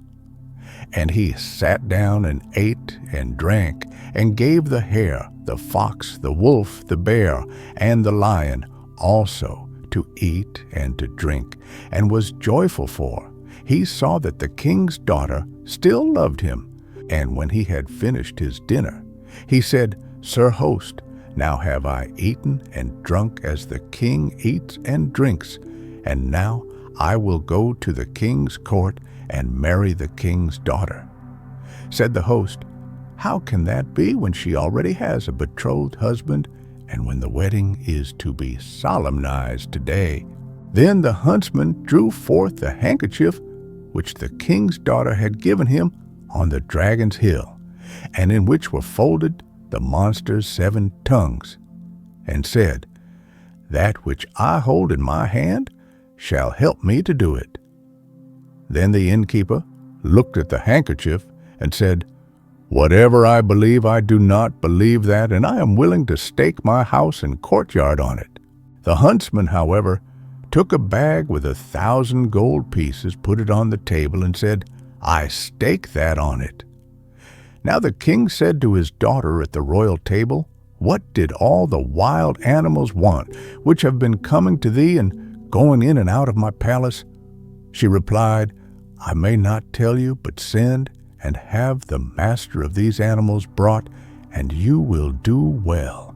The king sent a servant to the inn and invited the stranger, And the servant came just as the huntsman had laid his wager with the innkeeper. Then said he, Behold, sir host, now the king sends his servant and invites me, but I do not go in this way.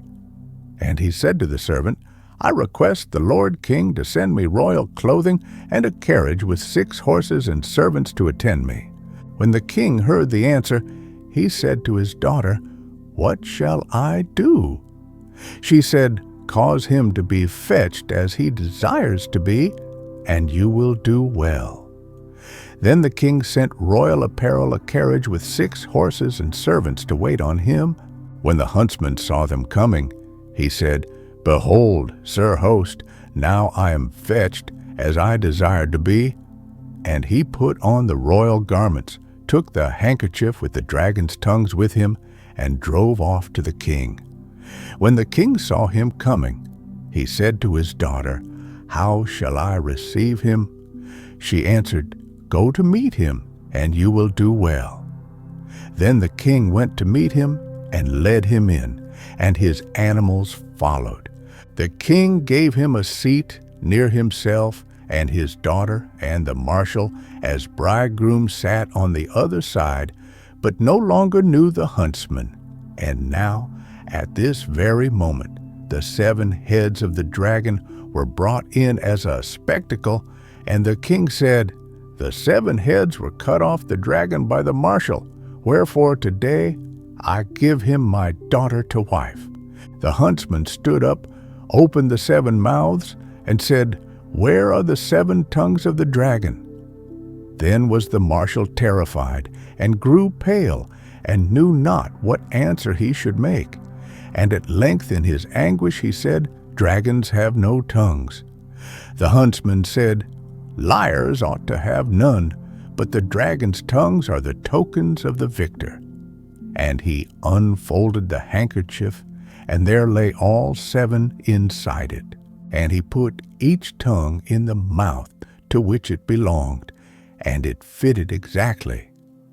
Then he took the handkerchief, on which the name of the princess was embroidered, and showed it to the maiden, and asked to whom she had given it. And she replied, To him who killed the dragon. And then he called his animals, and took the collar off each of them, and the golden clasp from the lion, and showed them to the maiden, and asked to whom they belonged. She answered, The necklace and golden clasp were mine, but I divided them among the animals who helped to conquer the dragon. Then spake the huntsman, When I tired with the fight was resting and sleeping, the marshal came and cut off my head. Then he carried away the king's daughter, and gave out that it was he who had killed the dragon, but that he lied, I prove with the tongues, the handkerchief, and the necklace. And then he related how his animals had healed him by means of a wonderful root, and how he had traveled about with them for 1 year, and had at length again come there, and had learnt the treachery of the marshal by the innkeeper's story. Then the king asked his daughter, Is it true that this man killed the dragon? And she answered, Yes, it is true. Now can I reveal the wicked deed of the marshal, as it has come to light without my connivance, for he wrung from me a promise to be silent. For this reason, however, did I make the condition that the marriage should not be solemnized for 1 year and a day. Then the king bade 12 counselors be summoned, who were to pronounce judgment on the marshal, and they sentenced him to be torn to pieces by 4 bulls. The marshal was therefore executed, but the king gave his daughter to the huntsman, and named him his viceroy over the whole kingdom. The wedding was celebrated with great joy, and the young king caused his father and his foster father to be brought, and loaded them with treasures. Neither did he forget the innkeeper, but sent for him, and said, Behold, sir host, I have married the king's daughter, and your house and yard are mine. The host said, "Yes, according to justice it is so." But the young king said, "It shall be done according to mercy," and told him that he should keep his house and yard, and gave him the 1,000 pieces of gold as well. And now the young king and queen were thoroughly happy and lived in gladness together. He often went out hunting because it was a delight to him, and the faithful animals had to accompany him. In the neighborhood, however, there was a forest of which it was reported that it was haunted, and that whosoever did but enter it did not easily get out again. The young king, however, had a great inclination to hunt in it, and let the old king have no peace until he allowed him to do so. So he rode forth with a great following, and when he came to the forest, he saw a snow-white hart, and said to his people, "Wait here until I return. I want to chase that beautiful creature." And he rode into the forest, after it followed only by his animals. The attendants halted and waited until evening, but he did not return, so they rode home and told the young queen that the young king had followed a white hart into the enchanted forest and had not come back again. Then she was in the greatest concern about him. He, however, had still continued to ride on and on after the beautiful wild animal, and had never been able to overtake it. When he thought he was near enough to aim, he instantly saw it bound away into the far distance, and at length it vanished altogether. And now he perceived that he had penetrated deep into the forest, and blew his horn. But he received no answer, for his attendants could not hear it. And as night too was falling, he saw that he could not get home that day. So he dismounted from his horse, lighted himself a fire near a tree, and resolved to spend the night by it. While he was sitting by the fire, and his animals also were lying down beside him, it seemed to him that he heard a human voice. He looked round, but could perceive nothing. Soon afterwards, he again heard a groan, as if from above, and then he looked up and saw an old woman sitting in the tree, who wailed unceasingly, "Oh, oh, oh, how cold I am!" Said he, "Come down and warm thyself if thou art cold." But she said, "No, thy animals will bite me." He answered, "They will do thee no harm, old mother, do come down." She, however, was a witch, and said, "I will throw down a wand from the tree, and if thou strikest them on the back with it, they will do me no harm." Then she threw him a small wand, and he struck them with it, and instantly they lay still and were turned into stone. And when the witch was safe from the animals, she leapt down and touched him also with a wand, and changed him to stone. Thereupon she laughed, and dragged him and the animals into a vault where many more such stones already lay. As, however, the young king did not come back at all, the queen's anguish and care grew constantly greater. And it so happened that at this very time the other brother, who had turned to the east when they separated, came into the kingdom. He had sought a situation and had found none, and had then traveled about here and there, and had made his animals dance. Then it came into his mind that he would just go and look at the knife that they had thrust in the trunk of a tree at their parting, that he might learn how his brother was. When he got there, his brother's side of the knife was half rusted and half bright. Then he was alarmed and thought, "A great misfortune must have befallen my brother, but perhaps I can still save him, for half the knife is still bright." He and his animals traveled towards the west, and when he entered the gate of the town, the guard came to meet him and asked if he was to announce him to his consort, the young queen, who had for a couple of days been in the greatest sorrow about his staying away, and was afraid he had been killed in the enchanted forest. The sentries indeed thought no otherwise than that he was the young king himself, for he looked so like him and had wild animals running behind him. Then he saw that they were speaking of his brother and thought, "It will be better if I pass myself off for him, and then I can rescue him more easily." So he allowed himself to be escorted into the castle by the guard and was received with the greatest joy. The young queen indeed thought that he was her husband and asked him why he had stayed away so long. He answered, "I had lost myself in a forest and could not find my way out again any sooner." At night he was taken to the royal bed, but he laid a two-edged sword between him and the young queen. She did not know what that could mean, but did not venture to ask. He remained in the palace a couple of days, and in the meantime inquired into everything which related to the enchanted forest. And at last he said, "I must hunt there once more." The king and the young queen wanted to persuade him not to do it, but he stood out against them and went forth with a larger following. When he had got into the forest, it fared with him as with his brother. He saw a white hart and said to his people, "Stay here and wait until I return. I want to chase the lovely wild beast." And then he rode into the forest, and his animals ran after him. But he could not overtake the hart, and got so deep into the forest that he was forced to pass the night there.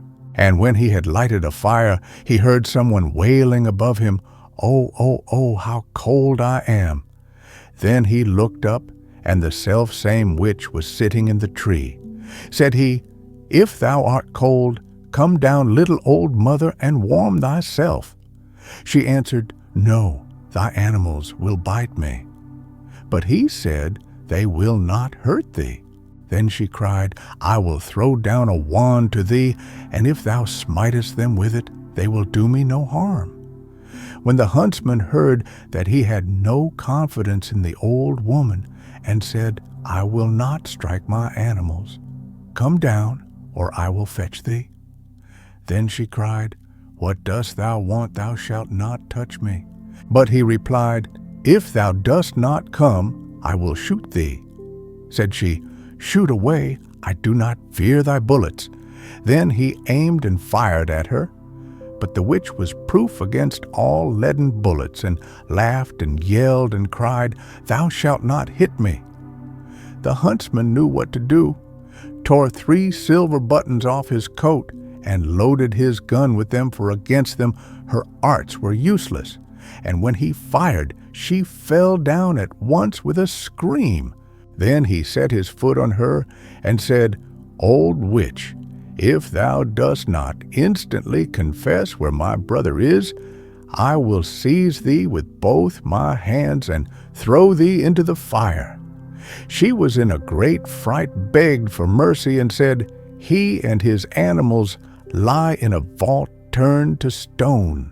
Then he compelled her to go thither with him, threatened her, and said, "Old sea cat, now shalt thou make my brother and all the human beings lying here alive again, or thou shalt go into the fire." She took a wand and touched the stones, and then his brother with his animals came to life again, and many others, merchants, artisans, and shepherds arose, thanked him for their deliverance, and went to their homes. But when the twin brothers saw each other again, they kissed each other and rejoiced with all their hearts. Then they seized the witch, bound her, and laid her on the fire. And when she was burnt, the forest opened of its own accord, and was light and clear, and the king's palace could be seen at about the distance of a 3 hours' walk. Thereupon the 2 brothers went home together, and on the way told each other their histories. And when the youngest said that he was ruler of the whole country in the king's stead, the other observed, That I remarked very well, for when I came to the town and was taken for thee, all royal honors were paid me. The young queen looked on me as her husband, and I had to eat at her side and sleep in thy bed. When the other heard that, he became so jealous and angry that he drew his sword and struck off his brother's head. But when he saw him lying there dead, and saw his red blood flowing, he repented most violently.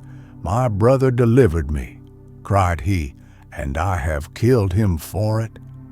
And he bewailed him aloud. Then his heir came and offered to go and bring some of the root of life, and bound it away and brought it, while yet there was time, and the dead man was brought to life again, and knew nothing about the wound. After this they journeyed onwards, and the youngest said, Thou lookest like me, hast royal apparel on, as I have, and the animals follow thee as they do me. We will go in by opposite gates, and arrive at the same time from the two sides in the aged king's presence. So they separated, and at the same time came the watchman from the one door and from the other, and announced that the young king and the animals had returned from the chase. The king said, It is not possible, the gates lie quite a mile apart. In the meantime, however, the two brothers entered the courtyard of the palace from opposite sides, and both mounted the steps. Then the king said to the daughter, Say which is thy husband. Each of them looks exactly like the other, I cannot tell. Then she was in great distress and could not tell. But at last she remembered the necklace which she had given to the animals, and she sought for and found her little golden clasp on the lion, and she cried in her delight, He who is followed by this lion is my true husband. Then the young king laughed and said, Yes, he is the right one. And they sat down together to table and ate and drank and were merry. At night, when the young king went to bed, his wife said, Why hast thou for these last nights always laid a two-edged sword in our bed? I thought thou hadst a wish to kill me. Then he knew how true his brother had been. The devil's sooty brother, a disbanded soldier, had nothing to live on and did not know how to get on. So he went out into the forest, and when he had walked for a short time, he met a little man who was, however, the devil. The little man said to him, What ails you? You seem so very sorrowful. Then the soldier said, I am hungry, but have no money. The devil said, If you will hire yourself to me and be my serving man, you shall have enough for all your life. You shall serve me for 7 years, and after that you shall again be free. But one thing I must tell you, and that is, you must not wash, comb, or trim yourself, or cut your hair or nails, or wipe the water from your eyes. The soldier said, All right, if there is no help for it, and went off with the little man, who straightway led him down into hell. Then he told him what he had to do. He was to poke the fire under the kettles wherein the hell broth was stewing, keep the house clean, drive all the sweepings behind the doors, and see that everything was in order. But if he once peeped into the kettles, it would go ill with him. The soldier said, Good, I will take care. And then the old devil went out again on his wanderings, and the soldier entered upon his new duties, made the fire, and swept the dirt well behind the doors, just as he had been bidden. When the old devil came back again, he looked to see if all had been done, appeared satisfied, and went forth a second time. The soldier now took a good look on every side. The kettles were standing all round hell with a mighty fire below them, and inside they were boiling and sputtering. He would have given anything to look inside them if the devil had not so particularly forbidden him. At last, he could no longer restrain himself slightly, raised the lid of the first kettle, and peeped in. And there he saw his former corporal, shut in. "Aha, old bird," said he, "do I meet you here? You once had me in your power, now I have you." And he quickly let the lid fall, poked the fire, and added a fresh log. After that, he went to the second kettle, raised its lid also a little, and peeped in. His former ensign was in that. "Aha, old bird, so I find you here. You once had me in your power, now I have you." He closed the lid again and fetched yet another log to make it really hot. Then he wanted to see who might be sitting up in the third kettle. It was actually but a general. "Aha, old bird, do I meet you here? Once you had me in your power, now I have you." And he fetched the bellows and made hellfire blaze right under him. So he did his work 7 years in hell, did not wash, comb, or trim himself, or cut his hair or nails, or wash the water out of his eyes, and the 7 years seemed so short to him that he thought he had only been half a year. Now when the time had fully gone by, the devil came and said, "Well, Hans, what have you done?" "I poked the fire under the kettles, and I have swept all the dirt well behind the doors." "But you have peeped into the kettles as well. It is lucky for you that you added fresh logs to them, or else your life would have been forfeited. Now that your time is up, will you go home again?" "Yes," said the soldier. "I should very much like to see what my father is doing at home."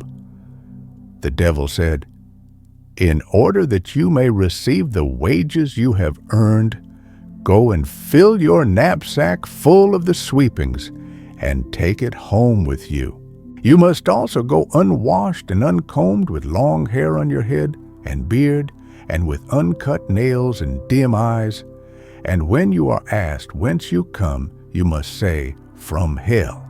And when you're asked who you are to say, 'The devil's sooty brother and my king as well.'"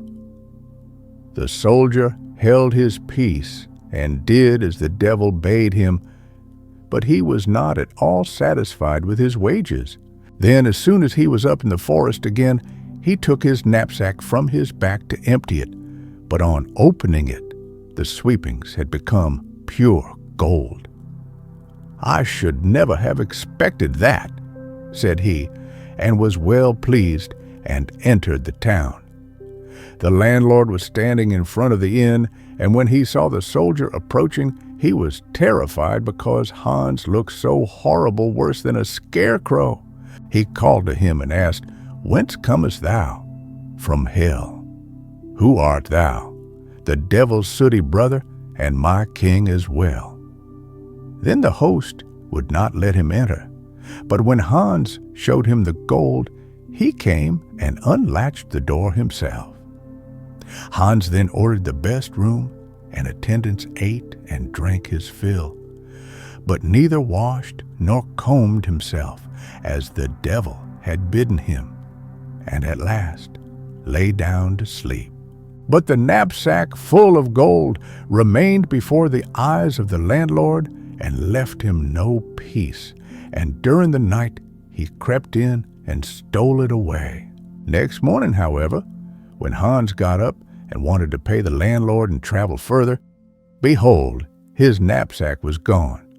But he soon composed himself and thought, "Thou hast been unfortunate from no fault of thine own," and straightway went back again to hell, complained of his misfortune to the old devil, and begged for his help. The devil said, "Seat yourself, I will wash, comb, and trim you, cut your hair and nails, and wash your eyes for you." And when he had done with him, he gave him the knapsack back again full of sweepings, and said, "Go and tell the landlord that he must return you your money, or else I will come and fetch him and he shall poke the fire in your place." Hans went up and said to the landlord, "Thou hast stolen my money.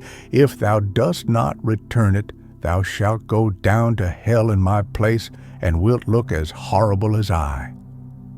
Then the landlord gave him the money, and more besides, only begging him to keep it secret, and Hans was now a rich man.